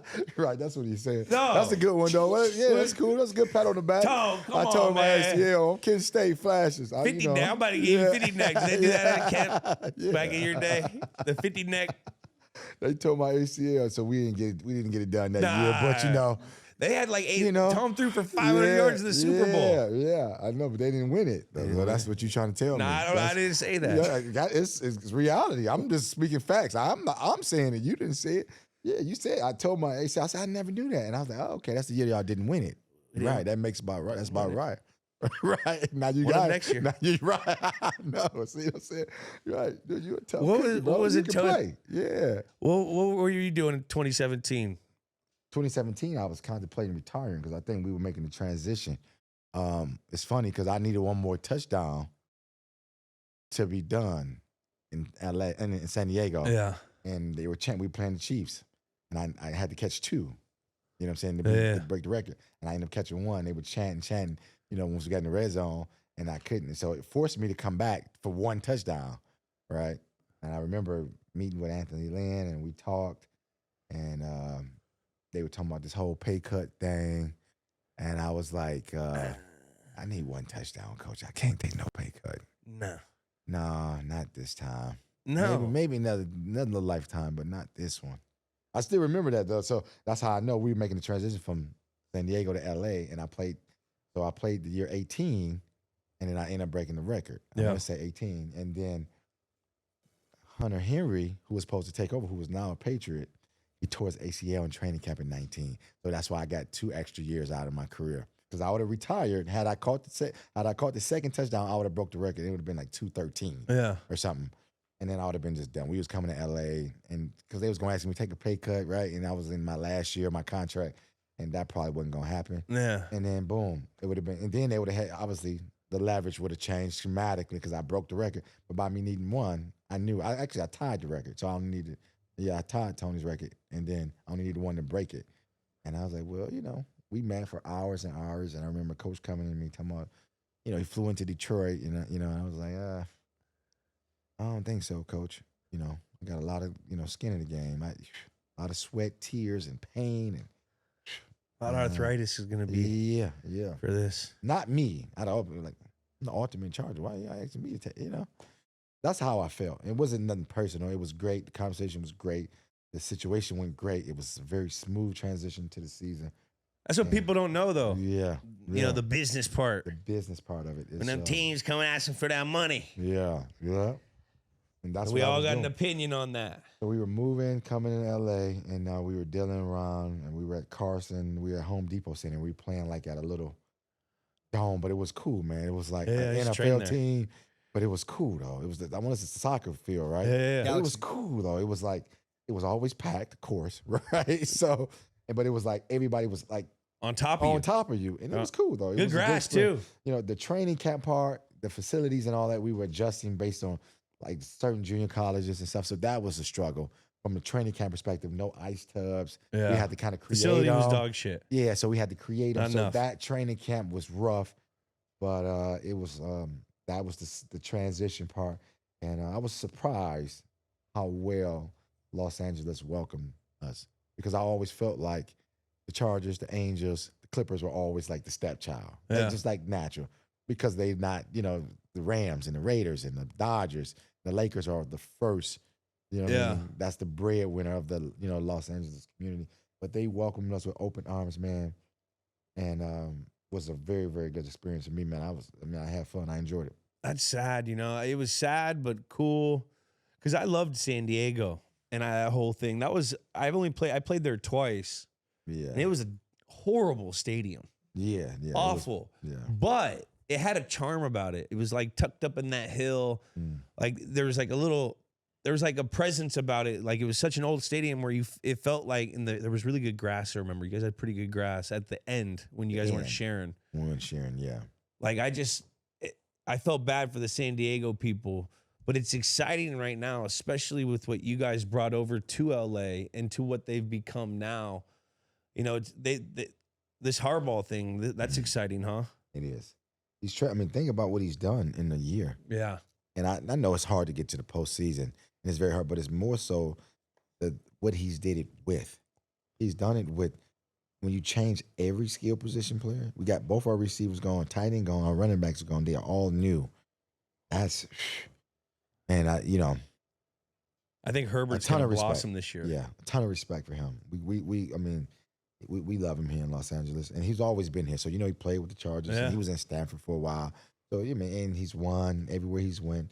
He has a pedigree that I don't need to speak about. He got his own legacy in itself. I think we just excited that we got him on our side. Hell yeah. You know what I'm saying? A guy that we feel like is essentially heading in the right direction. That's really what it's all about. I was not expecting this to happen so fast because, it's the rebuilding situation, right? Trying to get the pieces of the puzzle, and you look up and it's week 6, you know what I'm saying? Yeah. Before you get the right pieces in, but he did it quick. Yeah, we got some good dudes, though. We got some good football players, and that's lets you know, even when your space, when y'all won, the best team is the best team. Yeah, talent is just the foundation, right? That's the everyone's floor. got talent. Everybody got even talent. When people and think we would say teams that. aren't talented. Yeah. Everybody got talent. That was like one of the things. People would try to come at me like, "Oh, white boy," and then I'd out athlete you. Yeah. And then you gave me a quarter of the game. Yeah. Before you look up. Look up. It's too late. It's too late. The game it's too hard. Guys are too gifted. Everyone's good. Everybody's good, man. Everybody, even if you don't know them, and that's my point of saying. Even when you get out there and you're like, man, this dude, I'm about to come on. Ain't no way. It's the He's worst. there. He's starting. That's the worst. Yeah. I hate those games. Sometimes it can backfire on you where it's to a situation where you can't even get up. Yeah. And you look up and, I remember we lost to Cleveland and they were like 0-15, 0-14. We had to go to Cleveland. And it was a sign, all we want for Christmas is a win. Cold. And I told Philip, I said, dude, I hate that they ain't won a game yet. You know what I'm saying? And we end up losing because you get out there and they start making plays and they pros. They all Americans. They pros. And I still remember that. And it was like my homecoming because I was Kent State Golden Flashes and we went there. Signs. Go Flashes. Couldn't win. And, I had a bad loss in Cleveland too. We won't talk about it. Let's jump into this game. Kyler, let's go. We'll just cover the Dolphins real quick. This is the second year of the Adam Gase and GM Chris Greer era in Miami. Clyde Christian led the offense. Matt Burke led the defense. They would finish 6-10 this year. Some of the notable dudes is Jay Cutler got pulled out of retirement for this game. Oh, Jay Cutler looked like he's smoking a cigarette. They tried to get Peyton Manning fling it, though. with the Gase connection. He played Jay Cutler. He can throw that ball, man. He could throw it, huh? Mm-hmm. Dominic Sue was a fucking monster. Mm-hmm. Wasn't he? Yes. I always loved those Pouncey twins, too. Mm-hmm. Devontae Parker, Kenny Stills, Jarvis Landry. Let's jump into the Chargers. So you started 0-4 and grinded your way back. I liked Anthony Lynn. Mm-hmm. I liked Anthony Lynn. I remember we played you guys in 18. Yeah. This was the first year in Los Angeles. This was also Anthony Lynn's first season. Ken Wisenhunt led the offense. Gus Bradley led the defense. This was year 15 for Antonio Gates. Some of the dudes were Phillip Rivers, Melvin Gordon, Mike Williams, Keenan Allen, Austin Eckler, early Austin Eckler. This one Keenan kind of took off too. This one Keenan took off. I mean, his year, because I remember, like, I would always, tell him, dude, I ain't just about to pass this torch. You know what I'm saying? But you knew he had it. Yeah. I mean, it was obvious, dude. When he was special. He's a football player. That's the thing. He just can play football. It don't matter what. You can put him wherever you want to put him at. It don't even matter. The boy can play football. He just happened to play receiver. Yeah. I mean, I want to say he's the best receiver I've seen for us. Denari Alexander was really good. I don't know if you know who that is. He went to Missouri. That was early in your... Yeah, he was really good. Keenan was special for a long time. He's special. He's quicker than what people think. He's faster than what people think. So you watch him, he just plays so methodical because obviously he's been around, so that's how we play. We just play. We don't got time to be just blowing the gasket for no reason. I'm just trying to get open. You know what I'm saying? You get out there, though, you realize he's faster than what you think. He's quicker than what you think. Stronger than what you think. You can never tell because he plays with so much poise. That's kind of how I played, too. We play with so much poise, but, dude. His routes were good. He was good at the top of the route and the beginning of the route. He's a wide receivers coach for the Vikings. Wide Good receiver room. coach, Vikings. Let's go. Mm-hmm. KOC, Yeah. Kevin O'Connell bringing in the players. Mm-hmm. They look Yeah. pretty good. How was Rivers?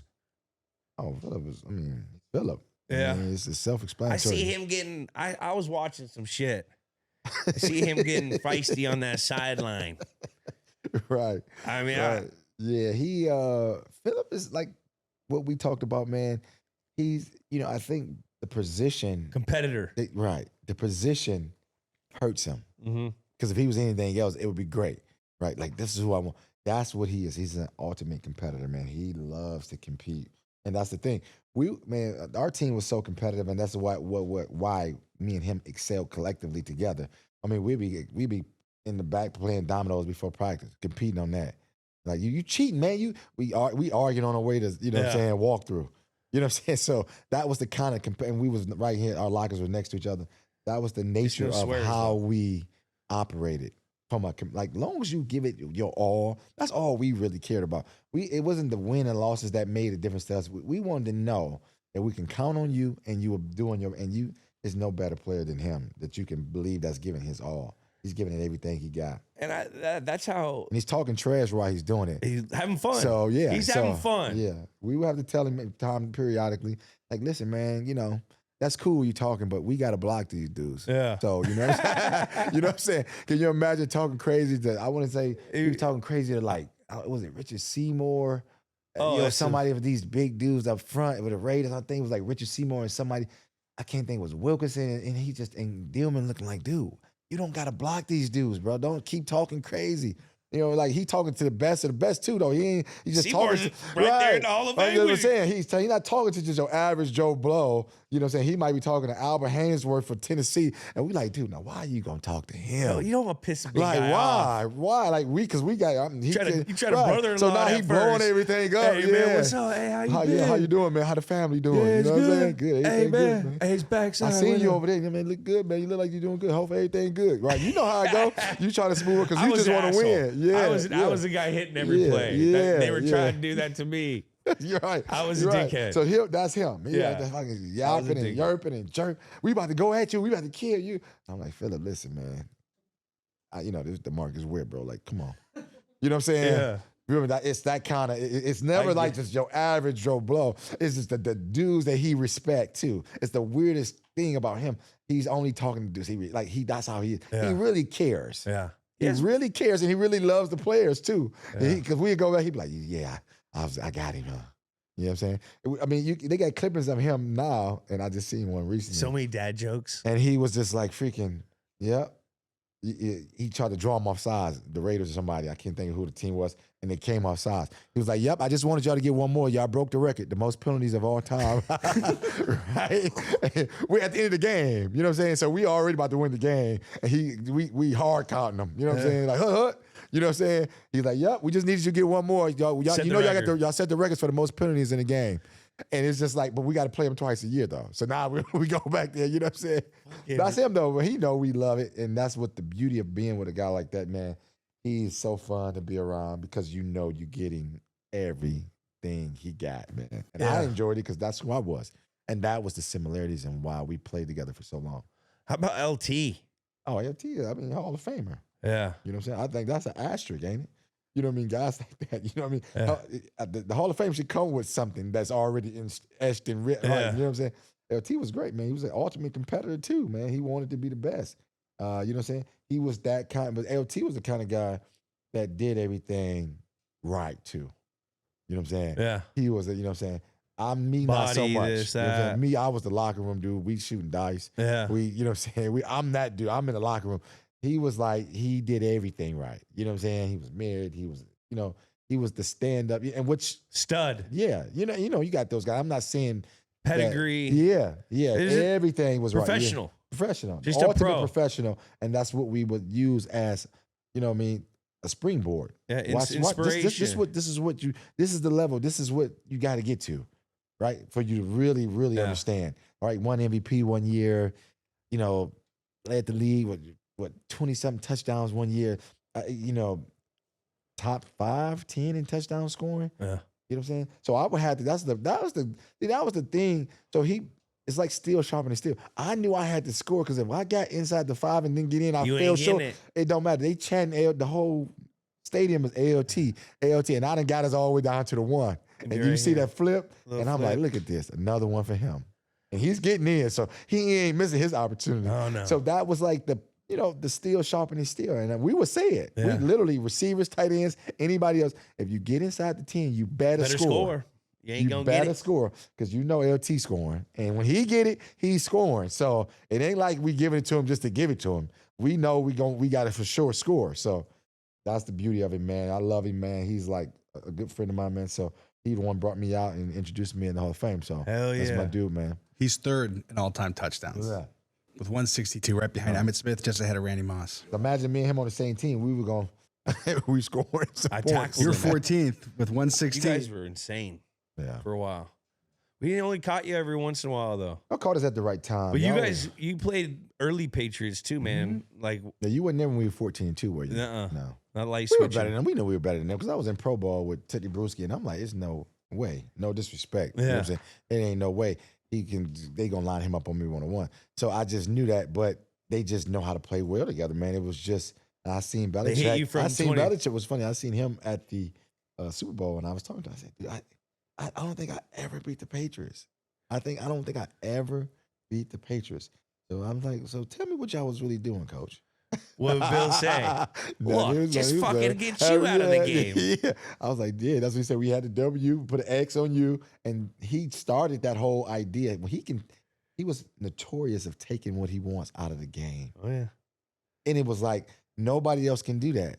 I'm just saying, I play You have everybody. discipline. It's got to be team defense. Yeah, like nobody else is capable of doing that. When he wants you X'd out the game, you are X'd out the game. Yeah. He's notorious for that. And somebody else is going to be your second and third option will have to win the game. I'll be like, Coach, we play. I'm like, you got to get me moving. Well, let me start in the backfield and motion out to this side. He can't do it then. He still found a way to do it. Yeah. He was a defensive genius, if you ask me, bro. Yeah, he was something special, that guy. Well, one more thing before we leave from the Chargers. Your first touchdown was from Doug Flutie. Doug Flutie. Yeah. Can you talk about that? Yeah. I love flutes. Yeah, Flu's my He's man. a Boston guy, you know. Yeah, We do a bunch yeah. of charity shit together Okay. all the time. And I've done a bunch of stuff with the Doug Flutie Foundation, and he's just a legend. I loved him because I was a quarterback. Yeah. And he was small, running around. He could hoop. Yeah, Flutie can hoop. Flutie can hoop. Yes, he can. I see him in these. He's still hooping at like 50. Can. He can play. That is 100% right. So what happened was, I don't know if people know about the story with Drew Brees, but Drew Brees was our starter, and he had a tough time at the time. Yeah, He yeah. was struggling. People were booing him, right? Yeah. There's a reason why Rivers was drafted. Yeah, reason why Rivers was drafted. So that was right. So I guess throughout the year, they decided to go with Flutie, and then I was in the rotation at the time, and Flutie started throwing me the ball. And Smart. So he threw me my very first touchdown. He was throwing me the ball and everything. And what happened was, I guess, from my understanding, again, don't quote me on this, Flutie needed X amount of snaps or something with the contract or whatever the case may be. So it wasn't like we were going to the playoffs. We were 4-12 that year. So it was like, we need to put Drew back in the game. And that's kind of where I start. And, so me and Drew start really, after he obviously seen this is what's happening with Flutie, okay, maybe let's try this kid out. Let's try this young rookie out. Let's see what he can do. Yeah. Right? Because we had a guy named David Boston at the time, which was, probably the freakiest athlete I've ever Yeah. seen. I don't know if you know who David Boston. I don't. This is. He played a lot for Arizona. Yeah. Is that right? He played for Arizona. He got drafted, but we had him. And thank he went you. to Ohio State. The whole Charles Woodson, David Boston rivalry, Ohio Oh State, yeah, Michigan. David Bott. Yeah. Yeah. He was like, when you finish Googling and pull him up and see what I'm saying, the freakiest athlete you ever gonna see. He was 250 playing receiver, and I remember them saying, you gotta lose weight. But he I got like 4% body fat. Yeah, he's- 4'3" guy, 250 playing Jesus. receiver. You think DK Metcalf or somebody like that looks, wait till you see David Boston. Yeah, But we had David Boston, and he just, it was just a battle. What he wanted and what the team wanted and what the offense coordinator wanted. So I was the alternate, Yeah. a young kid who I'm happy to be on the team. Yeah. Y'all want me to do what? Yeah. 16-yard in? Yeah.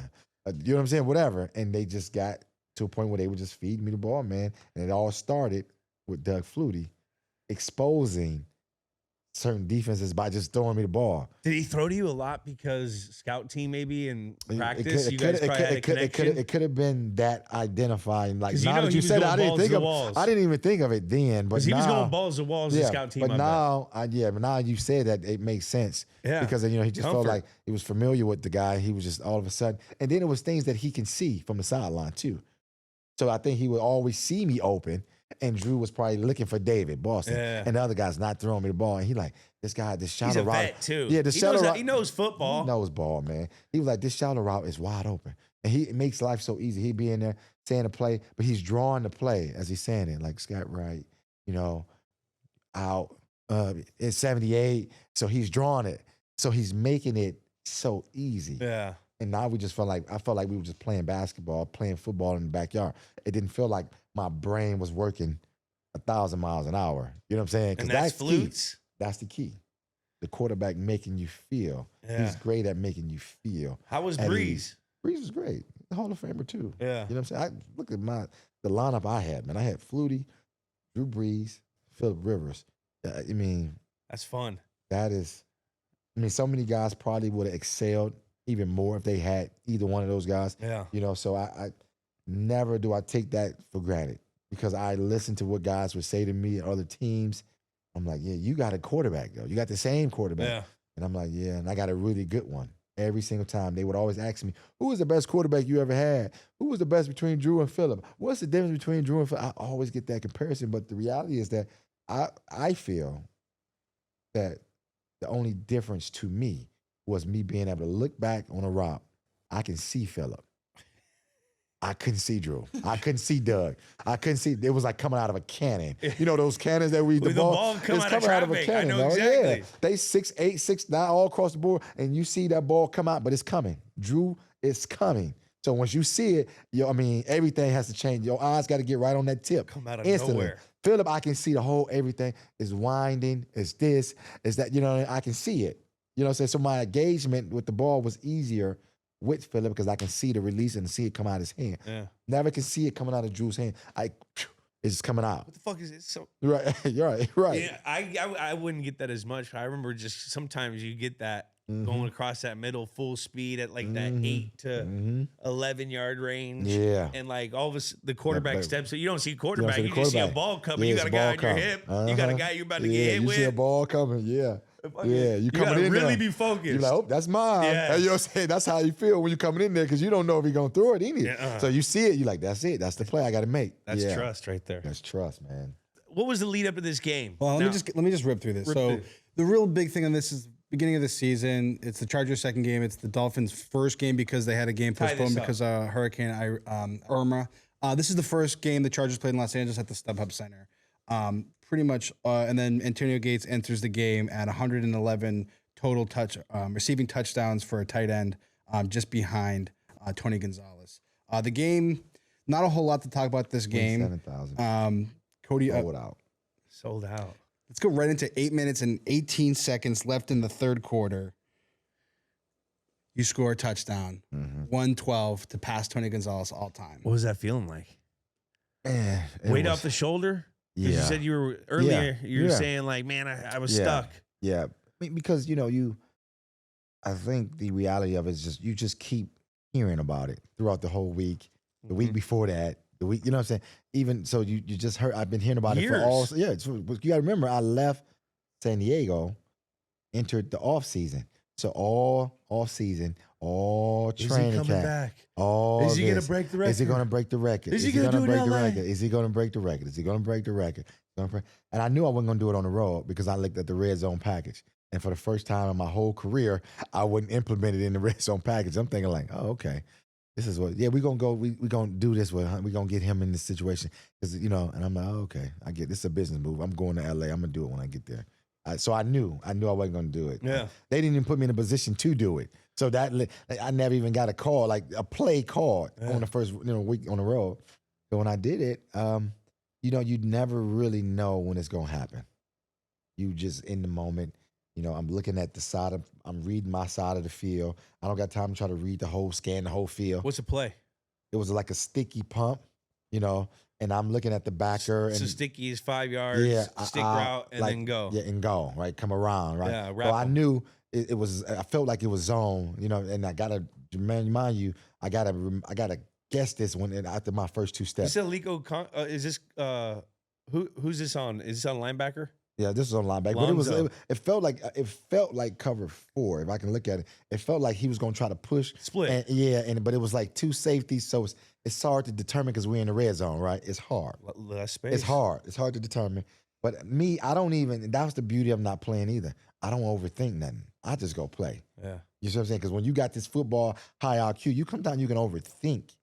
It's still football. Yeah. It's green grass or it ain't. Yeah. Just play. You know what I'm saying? That was my philosophy. Once I ran up on him, I realized he stayed inside. He didn't push. Right? So I'm thinking like, well, the corner didn't look like he was squatting. So that's why I kind of trying to figure out what was cover 6, it was 4, it was 2. You know what? Let me just get back around here. I feel like it's some type of zone, right? Which I felt like it was cover 4 because he drove it. The safety drove it so hard. Yeah. You know what I'm saying? So I end up just trying to loop around and get around the linebacker with the idea of if it's 4, let me give him a little something because he's going to have to go. He's trying to get underneath me. Yeah. He's going to have to go if it's 4. Gray space. Yeah. Yep. And Get if the it's ball 2, quick. so basically my idea is that if it's 2, I can still just come on and come around him. But you If got it's to come 4, flatter. I got to come flatter. If it's 4, I got to still come flat. Then I'm the safeties guy. Yeah. Once I get a straight you gotta release. beat him. Now I got to beat him, right? So the backer is not really the concern. It was more so the safety. I've always used that formula anyway. I ain't got time to worry about the first dude. Where's his help, Yeah. right? So I'm like, That okay. dictates where you're gonna go. Yeah, so I just kind of gave him a little something. I felt like he wasn't really moving. I said, there's no point of me wide and wide. He ain't coming, Yeah. right? So I just came Like a walk around. triangle. That's usually Yeah. what they do. They triangle. Yeah, 3 for 2. 3 for 2. Yeah. Triangle you. That's what it might have been. So, and I've seen enough of those coverages to know. Or box. Yeah, You know what yeah. I mean? Especially got in the that red a area. lot with like Danny when Danny was on our team. So I got that a lot. Obviously, Darren Sproles. Yeah. We get him in the slot formation as a backer, linebacker, safety, whatever. So we know it's 3 Formation for 2. indicator. You take I go over here, the backer got me. I go vertical, the safety got me. I always try to figure out where the help was at. I never thought about the actual guy who's covering me. In my mind, and to me, I was going to beat him. Yeah. Where's his help? Yeah. That determines his leverage. That's going to determine how he's shading, how he's moving. And I felt like he didn't really move. There wasn't no point in me getting wide. And you had to get open on him for you to get the ball. Yeah. Because, you know, that's what the quarterback's seeing. Yeah. Pretty crazy that you got to tie the record. Yeah. Tony Gonzalez, former basketball player, with some of your basketball techniques on the route. Because Beat that's the like some record. fucking Beat the record here. Yeah. or beat the Beat the record. Record, yeah.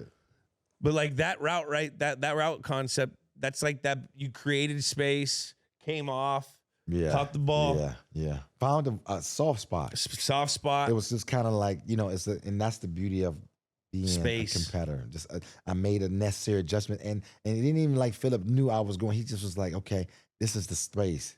I feel like his mind was made up. Eyes and I eyes. feel like his mind was made up. Yeah. He was coming to me. It didn't really matter. It didn't. I just feel like his mind was made up based on the pre-snap read that he had. He like, okay, the guy gonna find the right space, and that's the trust that we talk about. And he threw it up. So you could tell it wasn't really no clean Yeah. because the ball was in the air. I had to go up and get it. Yeah. And it was gonna be that bang bang. I'm gonna take the hit, but you know this Rebound. for 112. You better come down with it. Yeah. It's yours. You better own it. You know what I'm saying? Hell yeah. Did you talk to Tony I after? think he left a message on the jumbotron, and he congratulated me. That's and, fucking cool. Which was cool, man. Which was cool. How'd you celebrate it? I didn't, man. I didn't. You know, I got a lot of congratulations throughout the year for it, but Yeah. that was the beauty It's a of grind. You're in the middle of the season. See, you understand, man. You really don't consume anything until it's over. Till it's done. Till it's over. You don't Like, appreciate you it don't till it's get to gone. the. You don't be every time you do something. You don't just hey, all right. You like okay, that was great. It's on to the next because that's the type of lead we're Got in. it. Right? It's like I was like, oh man, a couple of hours, maybe go get some dinner. The next day you got to go back, and the process has already started. Right? Right? The cold tub, the massage, the chiropractor, Yep. boom, practice again. Third down coming up again. Red zone coming right up again in 4 days. So it's like you never truly, you know, be complacent in that space. You just keep grinding, and you look up, and you get to 112. and you're like, damn, I got to 112. You look up and you get an opportunity to go in the Hall of Fame, but you never really consume the actual moment that time. You just live in and you make it. I was trying to be the best Antonio Gates the next week. Although I broke the record, I wasn't like, I'm done. It's over. I was like, no, I'm trying to get on. I'm still here. This is what got me here. I'm not changing this formula. This is the formula that got me here, and that's going to be the formula that's going to get me wherever else I'm going to go, right? That's the formula that constantly moves to get me to the Hall of Fame. Now I'm just going to keep moving. It's an ongoing process. It's life. It's like, okay, nah, what's after that? What's now, Antonio, you win the Hall of Fame? I'm a Hall of Fame dad. What you mean? Now I'm not no regular dad, right? Yeah. So now I got to do this. I got to do that. Because now it keeps going. It don't cap out. You know what I'm saying? You just keep going. You put different caps and you keep going, man. The formula. It's the same. The Tonio. Keep grinding. The tone formula. Yeah. The grind. The grind. Let me put Hall of Fame formula. Let's hear these. Let me put a bow on this game. The Dolphins ended up winning 19-17. Koo missed a 44-yarder at the end. They could have won the game, but Dolphins ended up winning. Let's go. In the He's aftermath, all pro now. I know. We had him too. Lil Koo. He's good people. He's funny. Antonio would end up retiring in 2018. Just nominated to the Hall of Fame, class of 2025. His career receptions, 955, 11,841 yards, and 116 touchdowns, which, as we mentioned, finishes the all-time leader in touchdowns, receptions by a 10 end passing Tony Gonzalez. It's going to stay there, too. Yeah.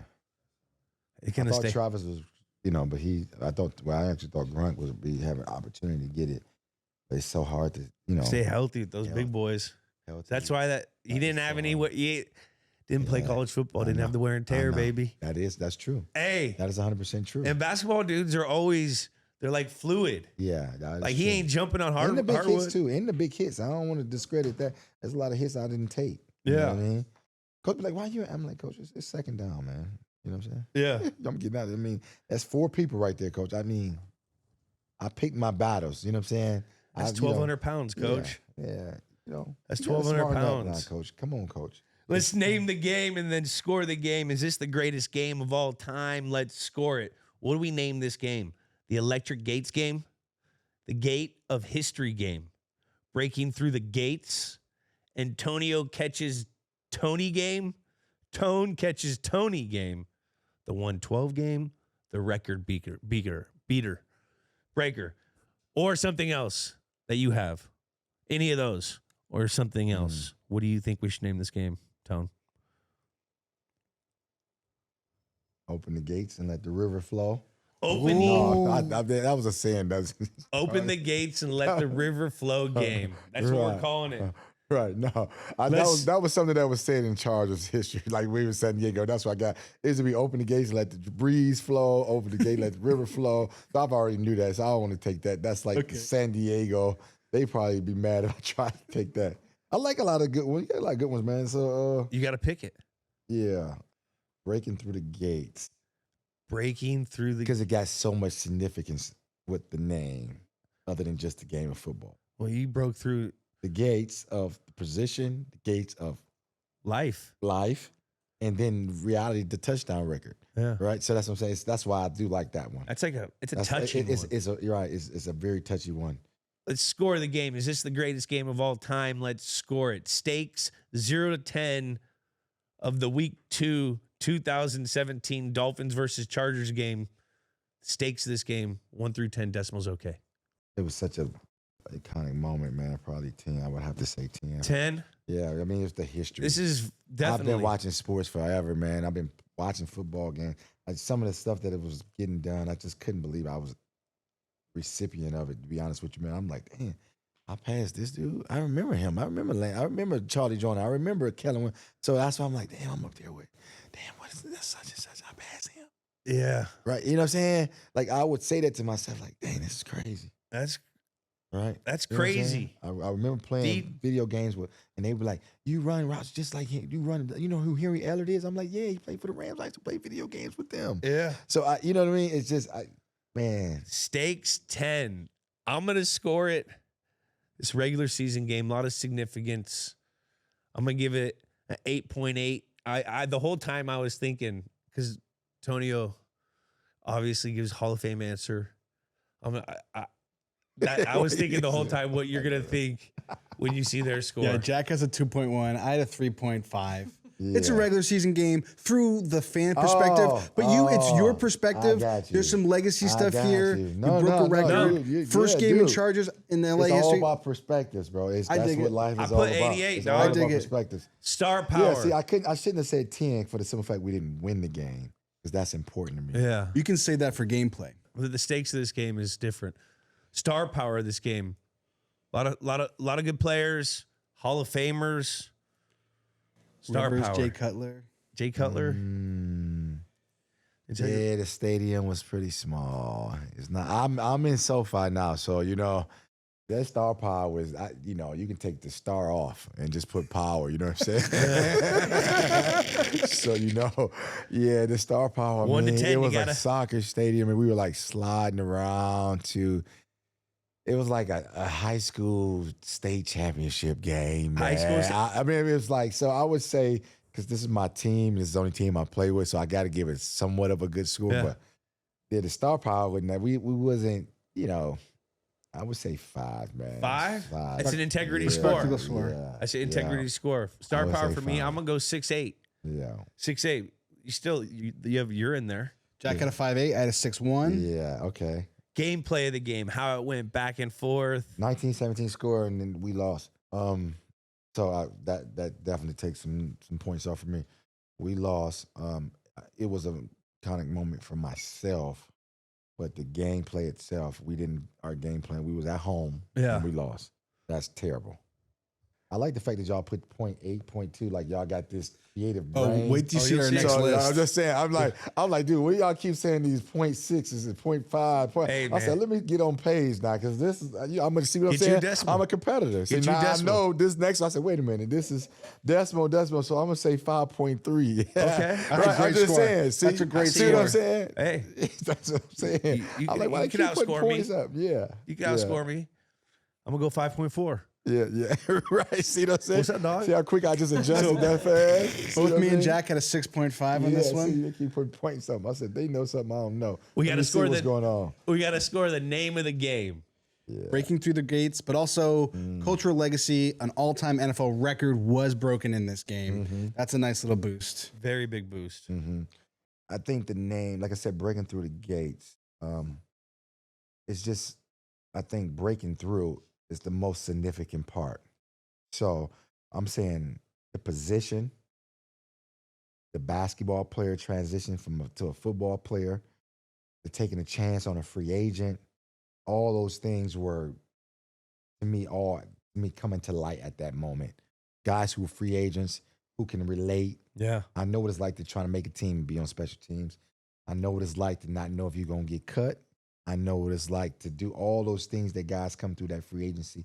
So I would like the thought of breaking through, I believe it's created a whole lane for basketball players. Because they like, wait a minute, he scored more touchdowns than anybody at the position. So not only, because really like those guys had good careers, but this was like, okay, so now we know what we can look for from an aesthetic standpoint and say this could possibly work. So that's why I like the fact that breaking through, because I think the game has been changed now. Every time I look up, a tight end can beat you. Every time. Catching 50 passes was getting you to the Pro Bowl back then. Catching 50 passes nothing's going to happen. No. Yeah, you'd be lucky to get re-signed next year. You know what I'm saying?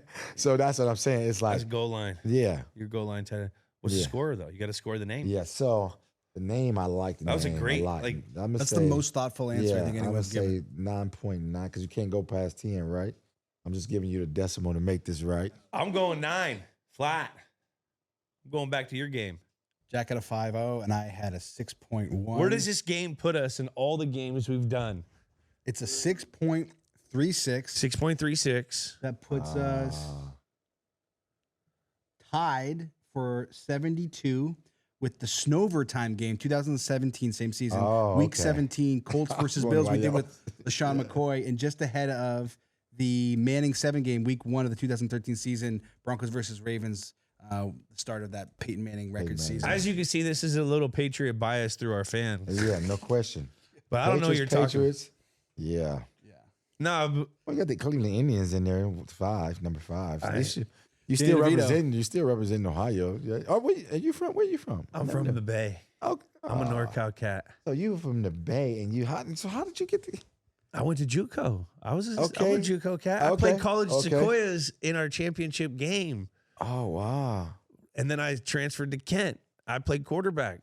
Okay, but they gave you the ability to be you, basically. Yes. In so many words, you like I'm gonna go be here and I can be me. I was starting. I balled out at JUCO. Like I was like unanimous MVP of California bullshit.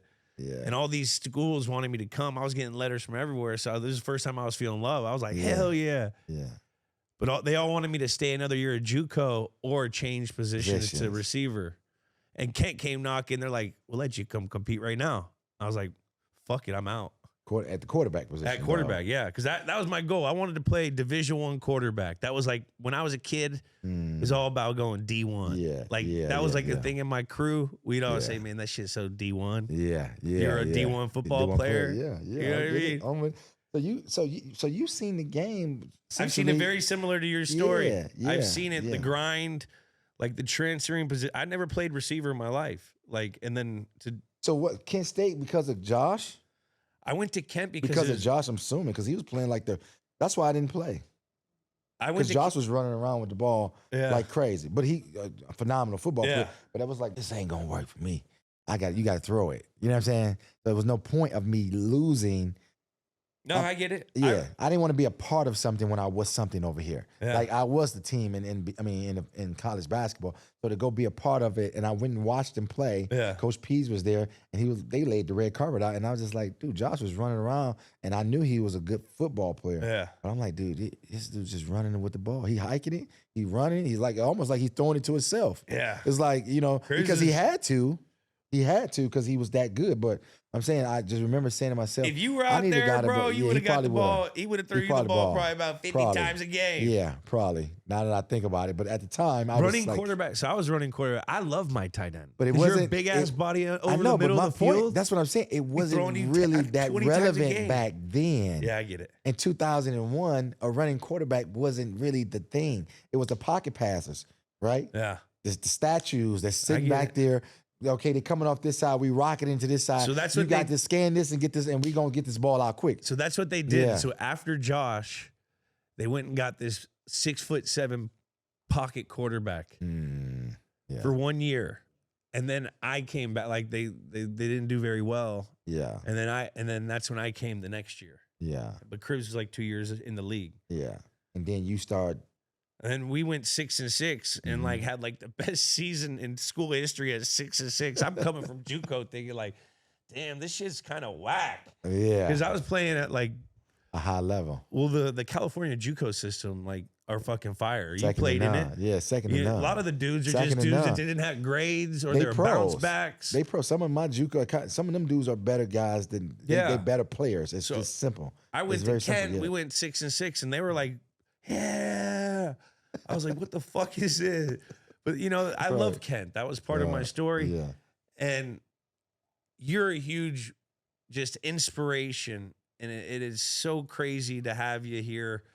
I appreciate The it. very first time we met, you were just cool. Getting to talk to you and have a conversation right now and doing research on, man, you're a fucking Hall of Famer. Just in your answers, in your approach, in everything, man. It's such an inspiration to get to have you, fellow Flash. Yeah, man. Thanks for coming on. You plugging Appreciate it, man. anything?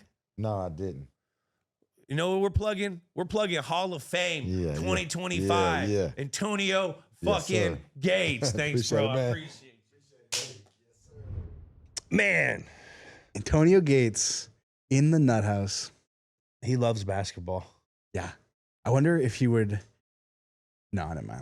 I'm not gonna be a hot take, Kyler. on What? there. I was gonna say, I wonder if he would trade a Hall of Fame in the NFL to just be an NBA player. No, he ain't doing that. That's why I stopped. That's why I was gonna say He's it. not doing that. Man, he's a Hall of Famer. His Yes. questions, Hall of Fame answers. Yes. Dude, crazy to play with those quarterbacks too. First touchdown, Doug Flutie, and then Drew Brees, and then Phillip Rivers. Yeah. Wild. I freaking I've never met him, but I feel like I love him. Yeah, he was great. I love all the craft talk when you guys really getting in the weeds on that. Yeah. Oh, I love that shit. He's extraordinary, like as an athlete, watching his film. And then, I mean, when you deep dive, when you watch Antonio in Antonio Prime, it was gnarly. He was a monster. And then, the Hernandez talk was crazy. Yeah. I loved how I love when you actually talk craft talk with the tight ends. Like, it's different from the media's perception or fans' perspective of like, oh, here's the top tight ends, but there's so much nuance. He's like, oh, I don't even look at those guys because I play a different game. I'm looking after this guy because our games are more similar and I can learn. That was really interesting to hear. Yeah. Man, we gotta get him. We gotta get him back on to do some other game or something. Yeah. He lives out here. We gave him a couple game options. It was kind of hard selecting a game. Hard. Because we wanted to do that Elite Eight game, which would have been sick. I mean, he knew all his guys. Yeah.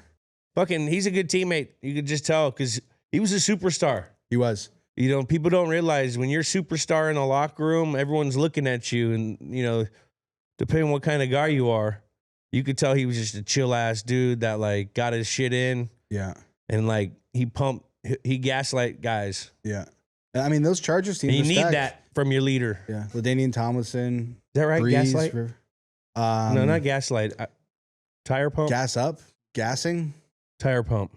Tire pump. Tire pumper. Remember who did we just have on? Paul Bissonnette. Paul Biz.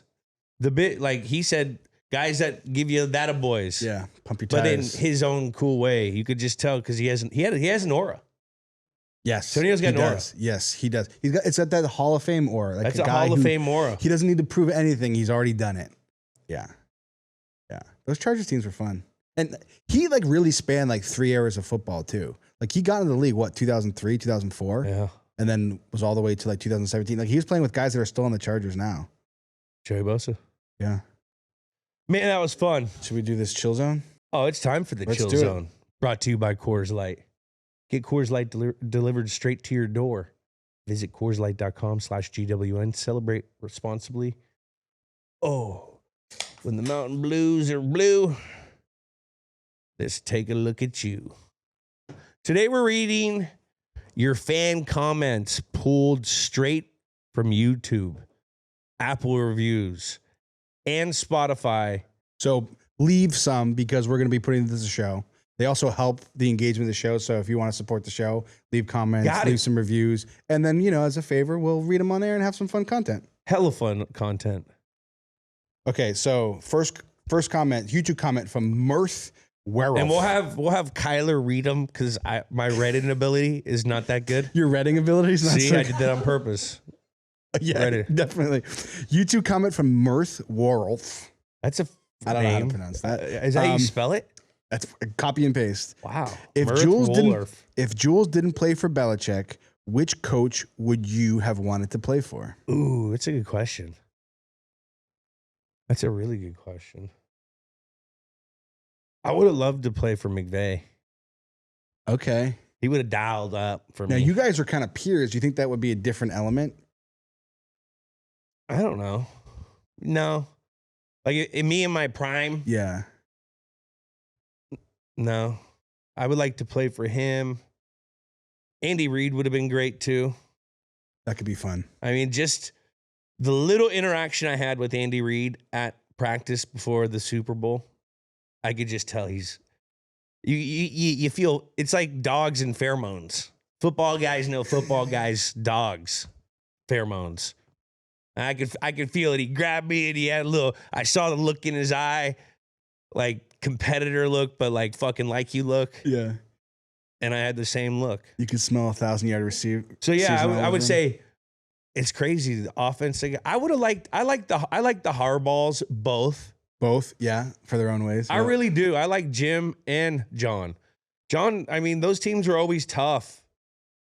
They were always tough teams, like those Baltimore teams. Then Jim is like, he's an offensive guy, but it's very rare to have an offensive head coach that has toughness, just, It's a part of reputation. His ethos. Yeah.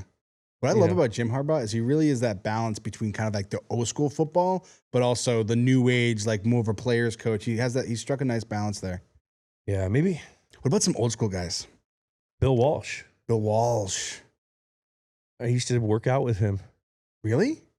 When I was a kid, I hurt my I hurt my shoulder or something, and I was rehabbing at the Rikers Center in Redwood City, and a lot of Stanford people went to the Rikers Center. It was like this human enhancement spot. It was like one of the first like speed training, quickness training, acceleration training, but then they also had different divisions and different departments. Kids, you know, it was for all kids, but they had an athletic department that you enhanced your speed and all your athleticism. Then they had like these music departments and they had the acting departments, but they also had physical therapy department. And that's where Bill Walsh he was rehabbing something and I was rehabbing something. And like we very rarely, like there was a couple times where we would talk. And I wish I remembered more of what, because I remember we had conversations and it was probably like, he probably died like 5-6 years later. Yeah, you must have been pretty young too. I was like 17. Wow. Oh, okay. 16. Wow. Could you just like aura around Bill Walsh? Just smart. Smart, like kind of Northern California smart. I get that. He reminded me of just like you could tell there's a little goofy tree huggy-ish to it. There's probably a little eccentric stuff going. Yeah. But genius. How he delivered it like Steve Jobs kind of, you know, like like a Steve Jobs kind of like. There's a confidence. Like tough. Yeah. But innovated and like collaborative, but still fucking tough in his way. And like a quiet confidence to it. Quiet confidence. Yeah. What about that's great. I didn't know. I never knew that. That's so cool. Yeah. I wish I think about that a lot. I wish I would have, because I remember we had some kind of talks and he ended up passing. I don't know. It could have been 6 or 10 years later. I don't, But like, I always think, man, I got to talk. There was a few times, like there was like a couple weeks where we would be rehabbing at the same time and I'm rehabbing with Bill Walsh, you know, and I wasn't, you know, I just wish I had my brain. Yeah, but you're 17. Like you can't, like 17-year-olds. We did talk some like football stuff though, the West Coast and stuff. I think he told me, it you know, should be the Midwest offense because he was in Cincinnati when he developed it. Wow. Do you think you're kind of like random being from Redwood City and that's where the 49ers were kind of like, you know, set up in their practice facility? Do you think there's like kind of like random bumping into like the interactions with Jerry Rice at a young age and the Bill Walshes? Do you think that played into your, like anything about your trajectory into the NFL? Like just like being around people that have done it? Or well, I was around greatness. Yeah. I mean, I was around a great organization. I grew up rooting for an unbelievable organization with a lot of success. Yeah. San Francisco 49ers at the time were, you know, they were in the prime of what they were. I mean, they're still a top peer organization now, but they were winning these Super Bowls in the 80s and early 90s. And I was kind of on the tail end of that 80s, 90s. But like, yeah, the Niners had an aura around it. I'm sure it's probably like the kids that grew up around Patriots kids and stuff. You know what I mean? They were the Patriots at that time, which could be said now they were the Kansas City Chiefs of that time. Yeah. You know, that there's always that generation and they were that. So it's crazy how everything happens for a reason. And, you know, it's life's baffling. Yeah. It's crazy sometimes where things kind of mirror or like reflect or kind of working in parallel. It's interesting. Yeah. But now what about some of these like the people in like the Belichick pathway, like the Bill Parcells? Or like a Vince Lombardi. You know, I'm kind of tapped out of that. Yeah. I would have loved to play for Coach Parcells. I'm sure I would have. And when you're in it. When you're in it. Yeah. Like now I'm sure but like thinking be a back, like I probably it. Want to go somewhere like a Dick Vermeil. Nah, not Dick. I love Dick Vermeil. But I'd want to play with, you know, if it was a coach from that generation, it'd be Bill Walsh. Maybe Parcells. Okay. Yeah. But I feel like I got a taste of Parcells through Belichick in a different form of fashion. Sure. Now I know they say, you know, Parcells was a team guy. Yeah. But like I've tasted that. I'd want to taste different coaching trees. Different coaching trees. Okay. I dig that. Good answer. Yeah. Great question, Murph. That was a good question. Yeah. Okay. Another YouTube comment from G.I. Joe 317 at Games with Names. If Jules could play in any game throughout history, who would you want to relive the moment through? So pick a game that you'd want to play in a part of that already happened, and then you get to be a player in that game. So for bad example, Tom Brady in the fucking Super Bowl 51, right? So any game from history, who would you want to be? I've already had my moment. You would just be you. Yeah, it'd be me. Which Super Bowl? Well, which game? Either 14 or 18. You'd Not 16. I don't know. I don't. 16 I don't feels know. exhausting. 16 was crazy, but I didn't really ball. So your answer would be ball. you'd want to be yourself in Super Bowl 49. That's a cool answer. Not a lot of people could say that. Like I'd say I'd want to be Michael Ruzioni in A Miracle on Ice. Or I want to be me. There's guys that had their other way. I mean, I'm satisfied. satisfied. Good answer. Great question. Another good question. I bet you weren't expecting that answer, but it's a good answer. Okay, let's. Maybe I got one. Okay. Who's the guy that had the grand slam that ended a World Series walk-off or something? Wasn't there one of those? Kirk Gibson? I don't know if it was a grand like a slam baseball to end it. home run. Reggie Jackson hitting 3 in one game. Like something like the home run. Chicks dig the long ball. It's not even that. It's just the crack of the bat. Like you just killed the game yourself. There was a Yankee that I think. There was Aaron Boone hit a grand slam to like end the Red Sox in 2013, and then they ended up winning the World Series that year. Something Right? like that. There's been that moment. I think that like a walk-off home run in a World Series winning game. That's probably something. Kind of cool. That's what I remember as a kid. There's like 3 things I used to like imaginate to myself with my imagination.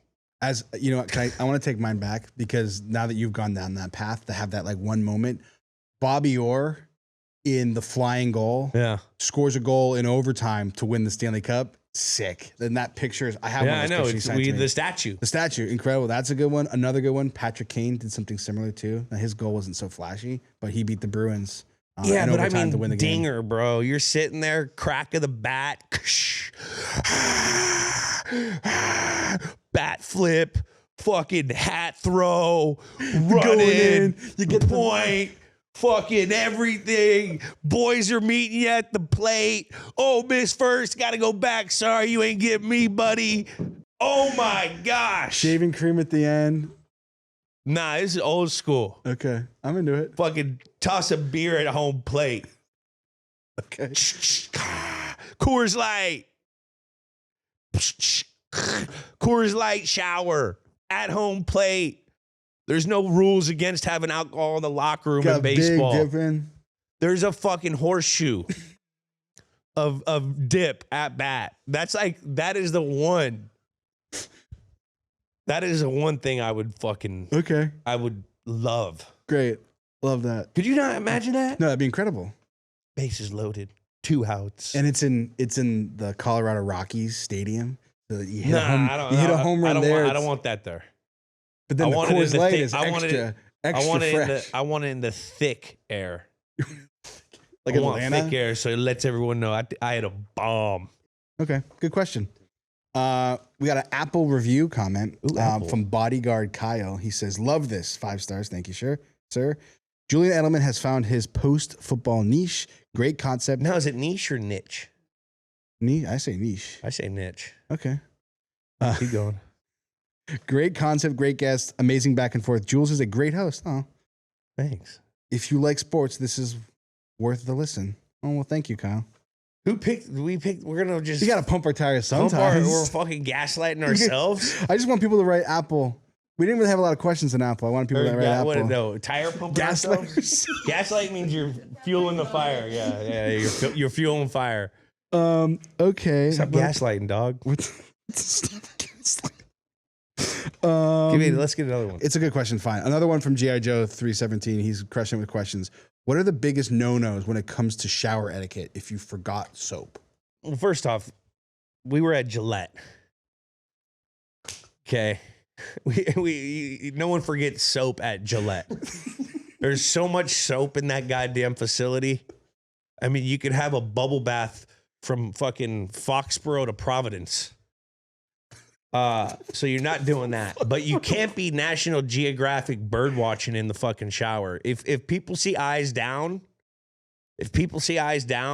you'll be red flagged. A no-fly zone. People will stop showering with you. So what happens then if you've been red zoned? You have to like wait to the end? No, you get bullied. You just This is real America in there. If you're doing some weird stuff, you're getting bullied in there. What would you like? I'm assuming you're the bully in this situation. Nah. What do you say? You got to know your room. No. Know your room. Certain guys don't play around. Yeah. Certain guys do not play around with shower jokes. Yeah. Probably like SEC linemen. I'm not going to categorize. Because linemen they don't give a fuck usually. Okay. Fucking Brady. We'd have showers and Brady would go in the corner so he could have 2 shower heads from like when I saw him shower. Yeah. A lot of times he took shower pill. I mean, you don't shower, you take a pill and you go home. But he'd have 2 shower heads. So and there'd be a line. Yeah. I'd be like, Brady, what the fuck, dude? You just gonna take 2 shower heads, dog? How long? Are these long showers or is he like in and out? I mean, he's got a routine. Okay. Brings his little pail in. Fucking, he's got a back scrub. He's got a face wash. He's got an eye lift. He's got feet lotion in that I think he puts in. He had everything. The guy smelled amazing Loofah? all the time. Loofah? Oh, I think he had loofah and he had like loofah with like back loofah. Back so you could loofah. hit. This guy looked like Mario, the plumber, going into the shower. Overalls, mustache. It's kind of true. All right, good question. So he's probably gonna hit me up after this if he sees this. So we don't have to worry about soap. We stop talking about my fragrances, bro. He does smell good though. Smells good. So good. That's the one thing you remember. Okay, let's do 2 more. We've got an Apple review from Bobby JS44. Love this MF show. Gotta get huge Niners fan Dan Soder on the show to show off a real Macho Man impression. Love you boys. Keep up the good work. You know Dan Soder? Great comedian. He's a big 49ers guy. He also is childhood friends with. Where's he from? Mike Is he a McDaniel. Niners guy? He's a Bay kid? He's in between Bay and Denver, I think. I think his family was like split, and his dad was in the Bay Area, and his mom was in Denver. So he grew up with Mike McDaniel. Co-parenting. I'm a fan of him. Yeah, they were like tight. So he's a huge fan of sports and wrestling. And He's got a good Macho Man. His impressions are unreal. Dan Soder would be great. We've actually been trying to reach out to him. Dan Soder, come on the show. You know, I don't know where Macho Man lies in the climate of life, but for pure entertainment, I probably dedicate 3 to 8 minutes a day just to Macho Man Randy Savage content. A day? Every 3 days. Okay. Every 3 days. Roughly 20 minutes of Macho Man content per week. Okay. On just the stupidest shit. Macho Man in like Italy, Macho Man in Switzerland, Macho Man in fucking Iraq. Him doing the whole thing, the whole kid. Macho Man going, like Macho Man fucking floats, flying down the hill slides, Macho Man snowboarding naked. Like, I watch Macho Man shit. My algorithm is so fucked up. Macho Man. It's so, I laugh every time. It's a real shame that he died before like social media becoming bigger. Because imagine just a daily Macho Man direct Chuck the Norris. camera. Chuck Norris is alive. No, but the content. Like, Between I watch them? Chuck Norris. I used Shit. to love all the I love Chuck the one Norris where jokes. like the forest one, the guy's about to chainsaw the thing and he grabs it with his hand. It's just Chuck Norris like, you're not cutting down this tree. And there's some shit. Hey, got in a wormhole. Go on. Chuck Norris. Word on the street in Hollywood is Bruce Lee knew not to mess with Chuck. Really? If anyone knows about this, hit the comment section. I want to know, was there a hidden fight that I may have heard, could be real? Was there a fight or something where Chuck kind of like punked him? Now, if I'm fully wrong, this is like when I heard, you know, This is some like Santa Claus isn't real shit. DL type of stuff. Yeah. Yeah. So, any conspiracist stuff?